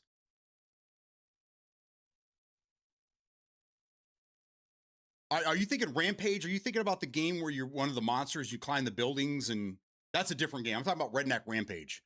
This is a game that was, I'm pretty sure, I'm almost 99.95% sure it was a PC only game. I don't think it ever made it to a console. And I'm pretty sure it wasn't an arcade game. Apparently there were several spin-offs and add-ons. Okay, that makes sense. I don't think it would do too well now, but that game was hilarious back in the day, man. Never heard that one. It was a PC game from the 90s. Is it on Steam? No way. You drank moonshine, ate moon pies. Yes. Yes. I think that was like your health, wasn't it? And there was something like you could shoot the chickens too, I do believe, right? There was something with the chickens.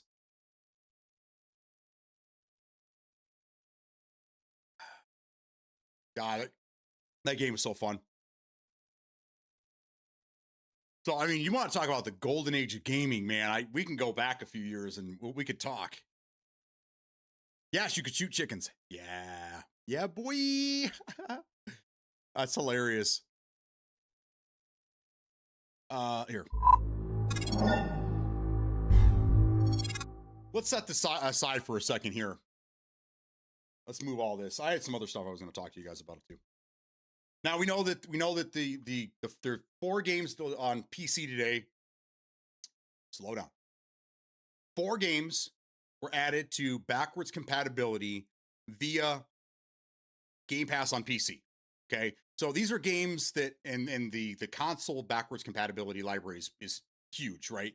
But they've just started to move this over to PC, which I think is a great idea, and also it kind of shows you the direction of where things are going. But only 4 games is kind of weird to me. We just tested one of the games, Crimson Skies. It runs great. It looks pretty good. It's definitely dated, but I think this is great. So if you guys are in the same situation, try it out. Let me know what you think. The menu before you get into the game is a little buggy still, but I'm sure they'll work that out later. Moonshine power up. All right, so because I've been working on this 360 project of mine, which is a huge success, by the way. So my wife is actually really happy because we get to sit here on the big screen and play couch co-op games from the 360 era that she wasn't really part of because, yeah, for reasons. But I'm introducing her to all these new games we can play together, which is awesome. As I was going through this, there was one game that really stuck out that I had to make sure was on the console. It wasn't a big game, but I thought it was awesome. And I really liked the movie. I don't know if you guys have seen the movie called Hard Boiled. John Woo has done a lot of movies, but he did this one in the 80s called Hard Boiled, and it starred a Chow Yun-Fat, I think his name was, as Officer Tequila. And it was one of those dual wielding shoot 'em up game or movies where they never had to reload. It was if you've never seen the movie, you got to watch it. It's a great movie, but this was a spiritual successor to that. It was called Stranglehold. This game right here was awesome. Awesome. I would say it's kind of like a Max Payne type game. Bullet time, you're flying through the room and shit, but you could like dive onto carts and ride the carts while you're shooting shit. It was crazy, man. This game right here was awesome. If you've never played it, you need to. You owe it to yourself to try this game out. Let's see. What year did this come out? 2007. But which, I mean, that makes sense because this would have been overshadowed by all the other powerhouses. 2007 was the best year of gaming. Hands down. We'll never have a year like 2007 again. That was the best year ever for gaming. This game was included in that year. Burger King, his games were great. Oh, I don't know. You mean like these ones? Did you know? Did you see somehow? Did you know I was going to talk about these? How did you know I had these in my hand? The wife was actually, because we were going through the games on there, and I had there's a couple of Doritos games. There's a Dash of Destruction, and then there were 2 Crash Course games that were kind of like Wipeout. And my wife was like, "Wow, Doritos made games." I'm like, "Yeah, I mean, back in the mid 2000s when gaming companies were trying to like figure out where they wanted to end up within the gaming industry, they were doing promotions like that. Doritos had one. The Toyota Yaris, Toyota had a game, and you just drove this little Yaris, this little shit box. So it was a Scion car. Ben-Hur, the reboot of the movie Ben-Hur, they gave away a free game. It was a chariot race game. There was a lot of different promotion games out there, and Burger King decided to do this. They had 3 games. I think they were $5. You had to buy a value meal or whatever, and they were $5 each. So every week for 3 weeks, they had another game. The cool thing about this is they worked on both the Xbox 360 and the original Xbox. So talk about crazy devs. These devs made one disc that played on both consoles, the same game, just different versions. So, I mean, they were on to something here. And why they only stopped at these 3 games, I don't know why. But this is, they had Pocket Bike Racer, which I don't remember her name, Brooke something. She was kind of big at the time, so they used her as star power, I guess. What was her fucking name? Brooke Burke, I think her name was. It's not on here, but either way. So this is kind of like this was a little racing game. You were on these little pit bikes. There had goofy characters like Whopper Jr. He's in there. Remember they had commercials of the Whopper Senior and Junior? They're always having like this back and forth, and there were Whoppers, and it was a great time in advertising as well. But Pocket Bike Racer was a little racing game. That was a lot of fun.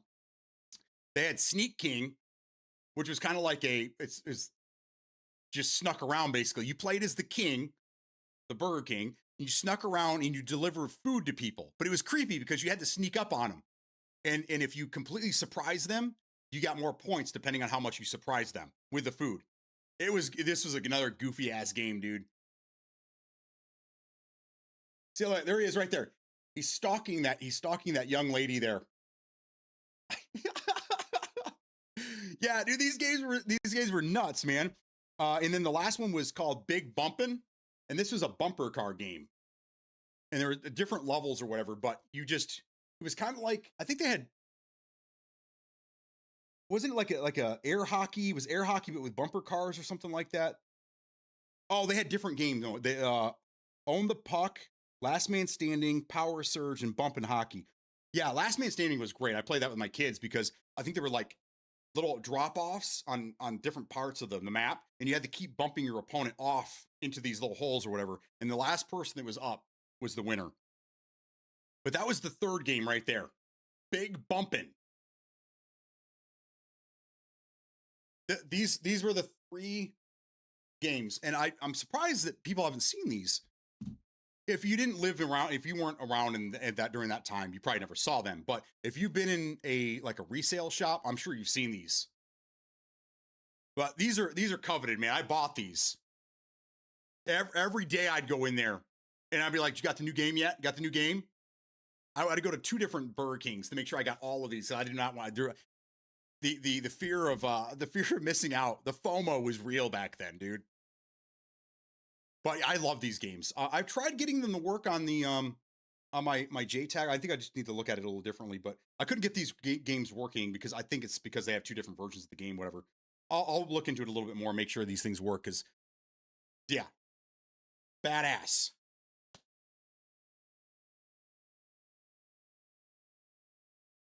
So we got a little history lesson here as well for you guys.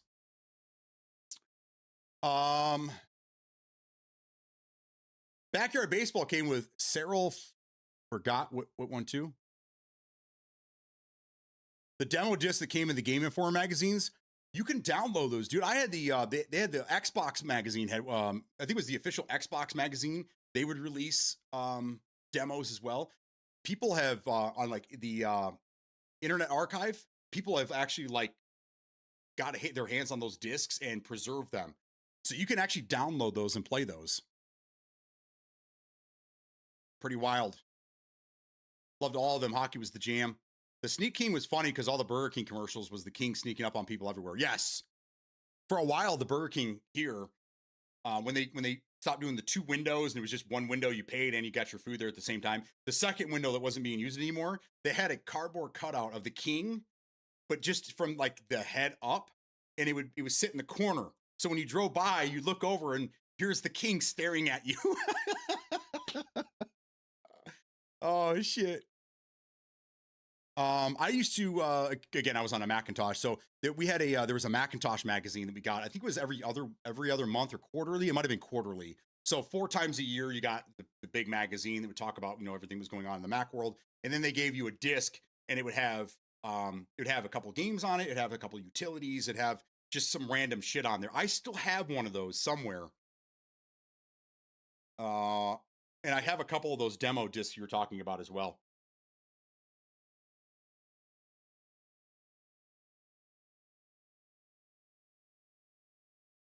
It came with cereal. Backyard Baseball came with cereal. Did it really?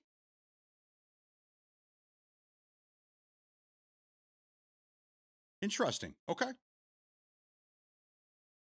But yeah, I mean, we don't see that kind of shit anymore. But this was, again, people talk about like the golden age of gaming. This right here. The golden age was kind of like the late 90s, mid 2000s. And then after 2010, that's where the industry started to kind of go in a completely different direction and things started to kind of go downhill. That's why for me, the 360 probably was one of the better consoles. Probably one of the last best consoles there was. It was such a huge jump up. But my favorite console of all time is still the Dreamcast. I don't think you'll ever be able to change my mind there.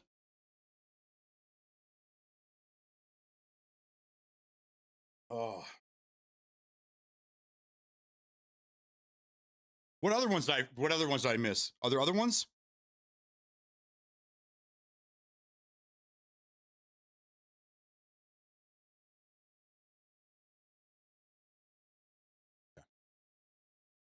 Is that it?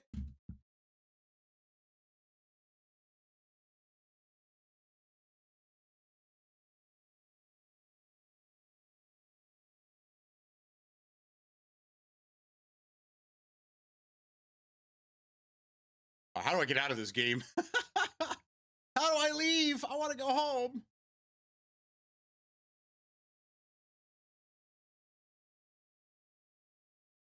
Okay. Yeah, that's what I was talking about. Dash of Destruction, and then there was Crash Course. There was 2 of them. Dash of Destruction was a dinosaur game where you ran around and just destroy. It was just mad destruction. And then the Crash Course, there was 2 of those games. I had both of those. Those were more like a Wipeout type game where you had to go through an obstacle course. But yeah, that's Doritos. Toyota had a game. There were some movie tie-ins with the one that, again, off the top of my head was Ben-Hur. It was a free-to-play game that dropped to promote the Ben-Hur movie. It was a chariot racing game. It actually wasn't that bad. The Yaris game wasn't very good. There was a couple back in the old console days. Like, does anyone remember Noid? Avoid the Noid. Ink and Skin knows who I'm talking about. Anyone who know who the Noid is? This is advertising from a different generation, completely different generation. But the Noid had his own game. There was there you go, thank you. There was a Domino's game. There was a Pepsi game. I think the Pepsi game is more recent, like early 2000s, probably during the PlayStation 2 days, somewhere in that neighborhood. But yeah, getting these companies to advertise their product through video game was a thing. Yeah, avoid the Noid, man. I have a little figure. I don't know where I got it from, but I have a Noid figure from that era.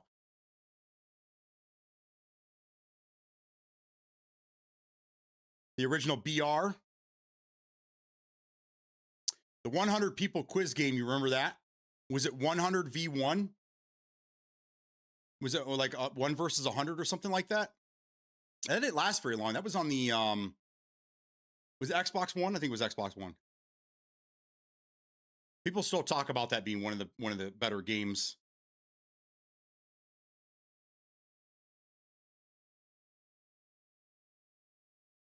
Any of you remember Only One Leaves game? Only One Leaves? What system was that on?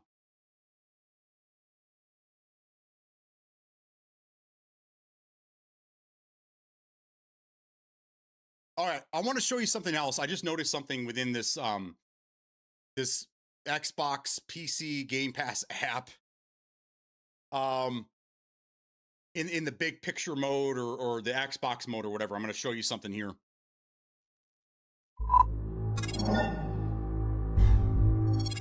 All right, so the only way to get out of this game here is I have to hit the guide button. When this comes up, I get all these other options here, which is common. Okay, so but down here, where is it? Oh no, right here. So it looks like it automatically allows me to launch. Can I just go right into these? So let's just try to go to Steam. Let's see what happens. Well, I'll be damned. Look at that.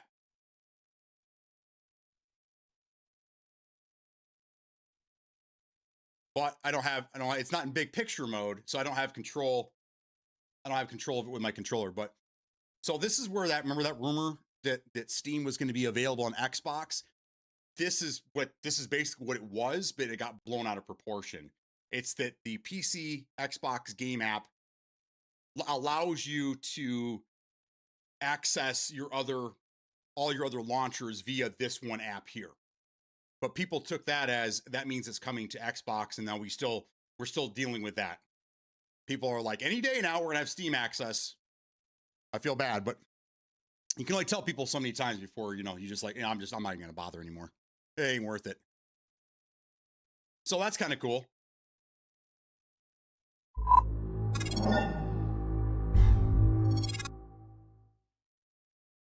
It's One Leaves, but I could have swore it was an anti-smoking game.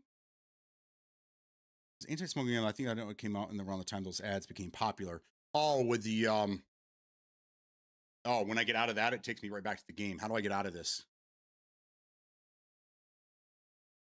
Just like that. Cool. How do I get out of there? So I can't actually close the game. I have to force the game closed, it looks like.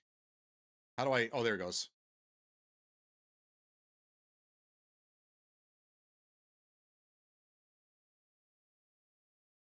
It's a good start, but it's not very. The UI needs work.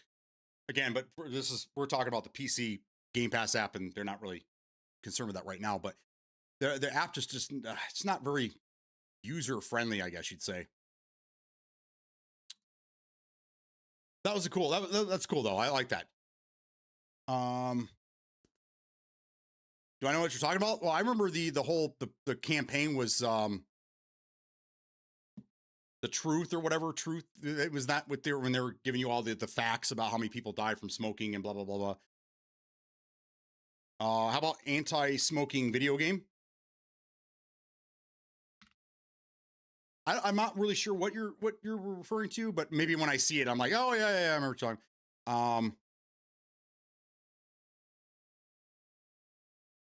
Yeah, One Leaves. Yep, absolutely. It's a PC Xbox horror game. One Leaves.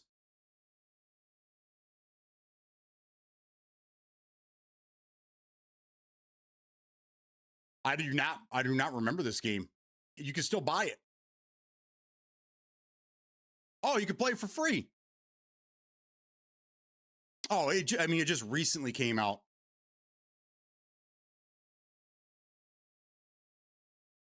Came out in 2019, but it's available for free. You can play it on Xbox right now. Now I remember we're kind of getting a little off topic, but I do remember a game that was built to talk about mental health issues. I played through that one. It was a little while. There's actually a couple of them, I think, that came out. Again, this was 4 or 5 years ago, maybe a little bit longer than that, right around the time that this one came out. But that's interesting. This is to your horror, you find yourself in a hellish labyrinth, trapped behind a steel cage. There are others unfortunate enough to join you. A voice explains that only one of you will get out. You will need to breathlessly run through an abandoned high school, a creepy hospital, a terrifying morgue, and seemingly the depths of hell itself. Racing against your peers, you will need to keep your wits about you, solve insidious clues, avoid demonic obstacles, and ultimately find your way to the exit before it's too late. 4 will enter, but only 1 will leave. Will it be you? It's interesting. Okay. Now I know.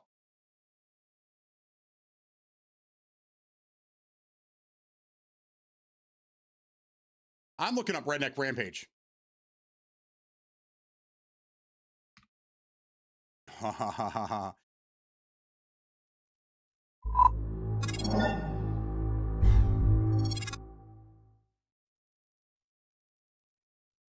Oh, there's DLC and all kinds of shit, man. Here's the original Redneck Rampage, came out in April of 97. $20. Wow. Oh, a lot of hate, dude.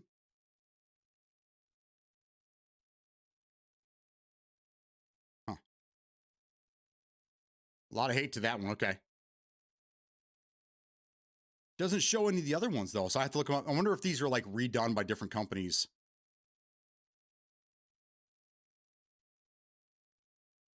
Immortal Redneck.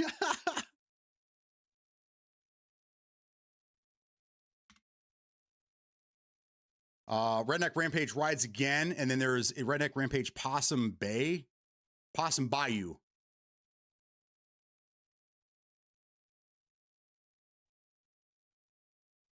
Oh, it's a demo. The sampler of the game, Redneck Rampage, has less levels, but is more than a demo with 7 levels of Redneck Mayhem. In Possum Bayou, you enjoy these different types of weapons that exist, including crowbars, dynamite, shotguns, electric saw, bowling ball, and others. So it sounds like maybe the game wasn't doing too hot, so they decided to, a year later, to release a large demo and give it a different name to maybe attract some attention to it. It says coming soon. I'm not going to get my hopes up seeing the game's like 30 years old, but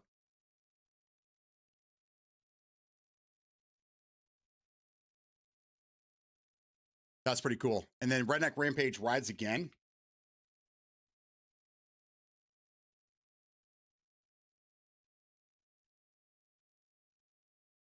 With 14 new single-player levels, new enemies, weapons, and vehicles, including motorcycles and swamp boats.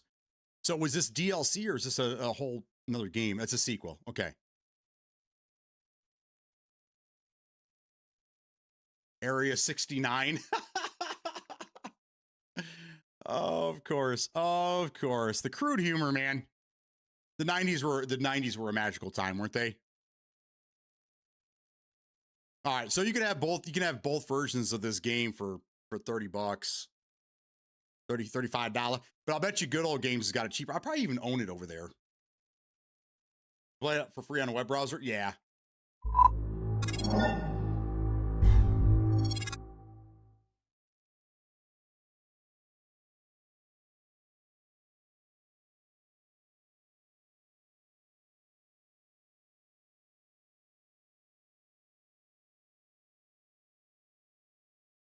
I'm gonna get into Good Old Games here real quick. This is another place where I own 191 games over here, and I don't think I played half of them. Not even a quarter of them. Probably 5 of them. Let's go to the store. Where can I buy games? Will you let me buy games here, please? No? Oh, you know what? I might own this game. Let's just see. No, but you know what I do own? Star Wars Battlefront 2. All the Tomb Raiders. Jesus Christ, I got so many games on here. Wolfenstein, Witcher, Scorn, Saints Row. R. Stay on target. Stay on target. I do not own this game. So how much is it here, though?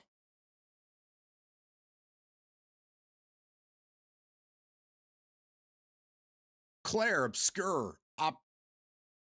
Expedition 33. What a long ass name. Can I search for a game?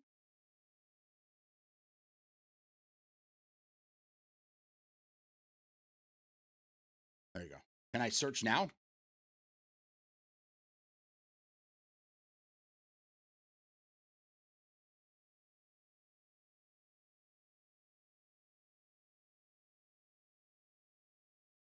I own a game called Immortal Redneck. I wonder if that's like a spiritual successor to it. All right, so on here, I'll just. What am I doing? I keep going back and forth. Redneck Rampage Collection is $30 at Good Old Games here. This game is 2026 ready. Windows 11 verified, tech support, lifetime maintenance. Okay. See, this is why like people prefer Good Old Games as opposed to Steam when it comes to these older games. They just seem to work better over here. They I think most, if not all of these games are DRM free as well.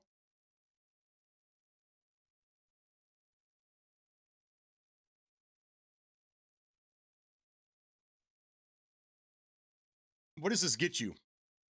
What improvements we made to this game? And they even tell you what they've done to get the game running better. June 24th this year, minor fix for controller support. Which this game did not have controller support, I'm pretty sure, back in 97. DRM free, no activation, online account connection required to play. So once you buy it, you download it, you can share it with your friends if you wanted to. What does this get me, though? This gets you Redneck Rampage, Rides Again, Arkansas, and Redneck Rampage Sucking Grits on Route 66. All right, so Steam doesn't have all of them. So there's it looks like there's 3 games here. That's pretty solid, man. 3 games for $30. And I'm betting this game goes on sale from time to time. So that's pretty cool. Now, Immortal Redneck, let's see what this one's all about. This one's $20. It looks kind of like a Serious Sam. It's an FPS set in Egypt with roguelite elements. The game revolves around a redneck tourist who wakes up mummified in ancient Egypt after an accident. Why is he here? How did he survive the accident? It's almost like they just kind of shoehorn the redneck thing in there for comedy.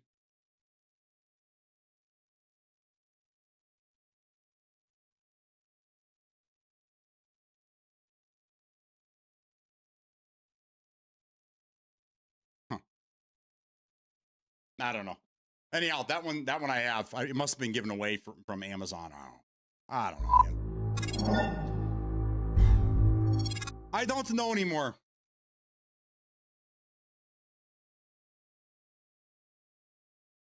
So, great conversation. Good convo. We're gonna kind of leave the whole physical disc thing alone for a little while because I don't think there's really any more. I think we beat that horse to death already. There isn't really much to talk about until we get more information from what's going to actually happen and what it all means. I mean, I already know. I feel like I know what it means, but we need confirmation before we can start freaking out. Let's not freak out just yet. So far, no games have really been taken from anybody. There are some exceptions, but we kind of went through all that. That I think a lot depends on how the disc to digital thing is going to play out as well. So this is just the beginning, but you know, we all knew at some point it was going to happen. The discs were going to go away. Digital was going to be king, you know, so it's going to happen. How it's going to happen? How do we protect ourselves from possibilities. I'll agree with you on that. There is a possibility things could happen. So how do we protect ourselves from the big corporations from doing that if they decided to do so in the future? A lot of great ideas, a lot of good examples of what could and could not happen. But I mean, the way things are right now, we're not going to see these consoles for another 2 years. And I think that's why they're saying in 2028, because that's probably when the PlayStation 6 is going to come out, which means that the Helix will be out around the same time. I believe both consoles are going to be all digital, probably no disk drive shipped with it. They might have a disk drive that you can attach to it for reasons if you want to. But again, my whole thought process with the whole PC console hybrid situation is that it's going to be a console, meaning that's locked down to an ecosphere, but you're going to be playing the PC version of the game. So there won't be really any physical releases because if you're playing the PC version of the game, there isn't a physical release. So you'll just install that, you'll buy the game, you'll install it, and then the Helix will automatically optimize the game for the machine based on the specs, and you're gaming. That's the way I feel like it's going to happen, but anything could change. You're looking at a Steam machine anyway? I think you would enjoy it, man. The Steam machine is probably more geared towards you and Penguin anyhow. You're gonna, if you, during the process of buying this, you're gonna have a lot of people telling you you can build something for cheaper and that it's a ripoff and blah blah blah blah blah. It's not, and it's not meant for those people. It's meant for people. It's meant for people that want an easy console experience. They don't want to deal with shit. They just want to plug it in and play. It's for those people. For those like for myself that like we know how to build computers and maintain them and do things like that. We look at that thing and go, "Oh my God, that's crazy." But it's not for us. We got to remember that it's not for us. It's for our console brethren that want to make the jump, but they want to dip their toes in gently. They don't want to dive in. They want to gently dip their toes in. That's who the Steam machine is for. And that's why it's selling. People have a hard time believing it's selling, but that's the reason it's selling. Protect and preserve history like Burger King. I love you. I love that you still have those. I wish I had those. Dude, go to any mom and pop's game shop. I guarantee you can pick these up for probably $5 a piece. And again, the physical media of yesteryear isn't going anywhere. This stuff will always be swapped and whatnot. So, again, while I love physical, I probably couldn't play it, but the fact that you have all the three of those, yeah. These are just like I don't really put discs in trays anymore. Like I just get them off the internet. But I mean, I own them. So if the government were ever to kick my door in and going, "You're stealing games off the internet," I go, "Wait a second, bro. Here's my copy." And they still don't give a shit. But I don't really. Some of these are just collector's items to me. You know, I remember the time and just, you know, to me they're it's nice to hold on to them. But you showing those makes me wish you had them. Me wish. Yeah. But you can get them. You can get them. They're out there. But I'm with you. I've never, see, I'm on the other side of the fence. I've never once, when I jumped into the digital, it was just convenience for me. It was awesome. It's like, oh, great. I don't have to keep buying these things, going to the store, buying them, installing them, blah, blah, blah. I can just buy it online and then it just installs and I'm there, you know? So when I made the switch, it was more of just because it was a nice convenience to have it, you know? And then I didn't have to carry disc around with me. And yeah, just the whole thing was just out of convenience. But I never really thought that the digital part of things means that they can just take it away from me. I just never like thought about that, never correlated that. Because to me, like when I buy something, it's mine. That's it. It's mine. I bought it. I purchased it. It's mine. So, I still don't know if it is, or if it's just a kind of unwarranted fear. But as time goes on, we hear more stories and we kind of get adjusted to the all digital future. We'll see how things go. But So far, I haven't seen any situations where people are just, games are just being taken away from people.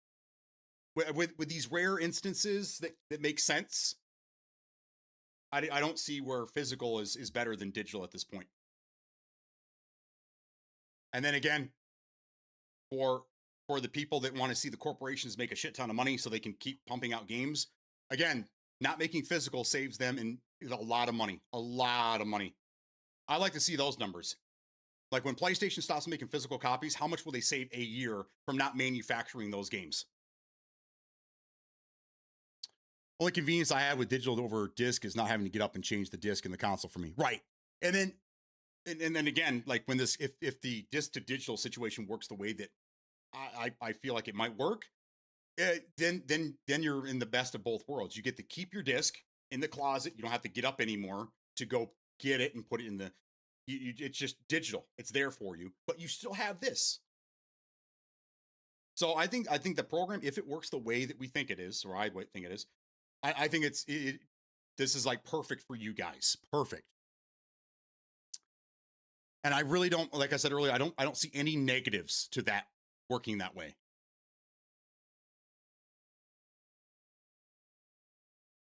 Hell, I might even do that. Not that I do a lot of backwards compatibility, but I have a lot of games, 360, Xbox One. I have a lot of physical copies of games that I probably don't own digitally. So it'll be nice for me too. When this program works, I'll use it. And I'll turn everything I have into digital copies, and then I can wrap these things up in a box and throw them in the closet and be done with it. So I look forward to seeing what they're going to do. When I first saw that thing from Asha this morning, I thought oh, that's it, dude. She's introducing the we got to test this out right now. No, that's not how it worked.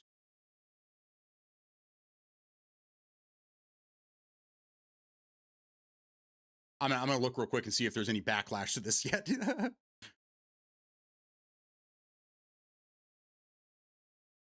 There we go.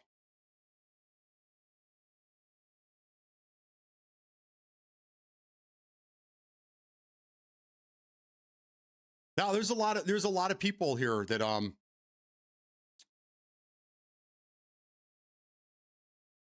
yeah, there's a lot of people here that seem to be pretty happy with what she's doing.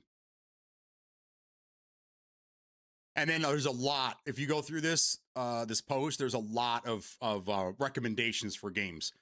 The one I'm seeing here that kind of makes sense, but it's available on pretty much everything nowadays, is the Jet Set Radio.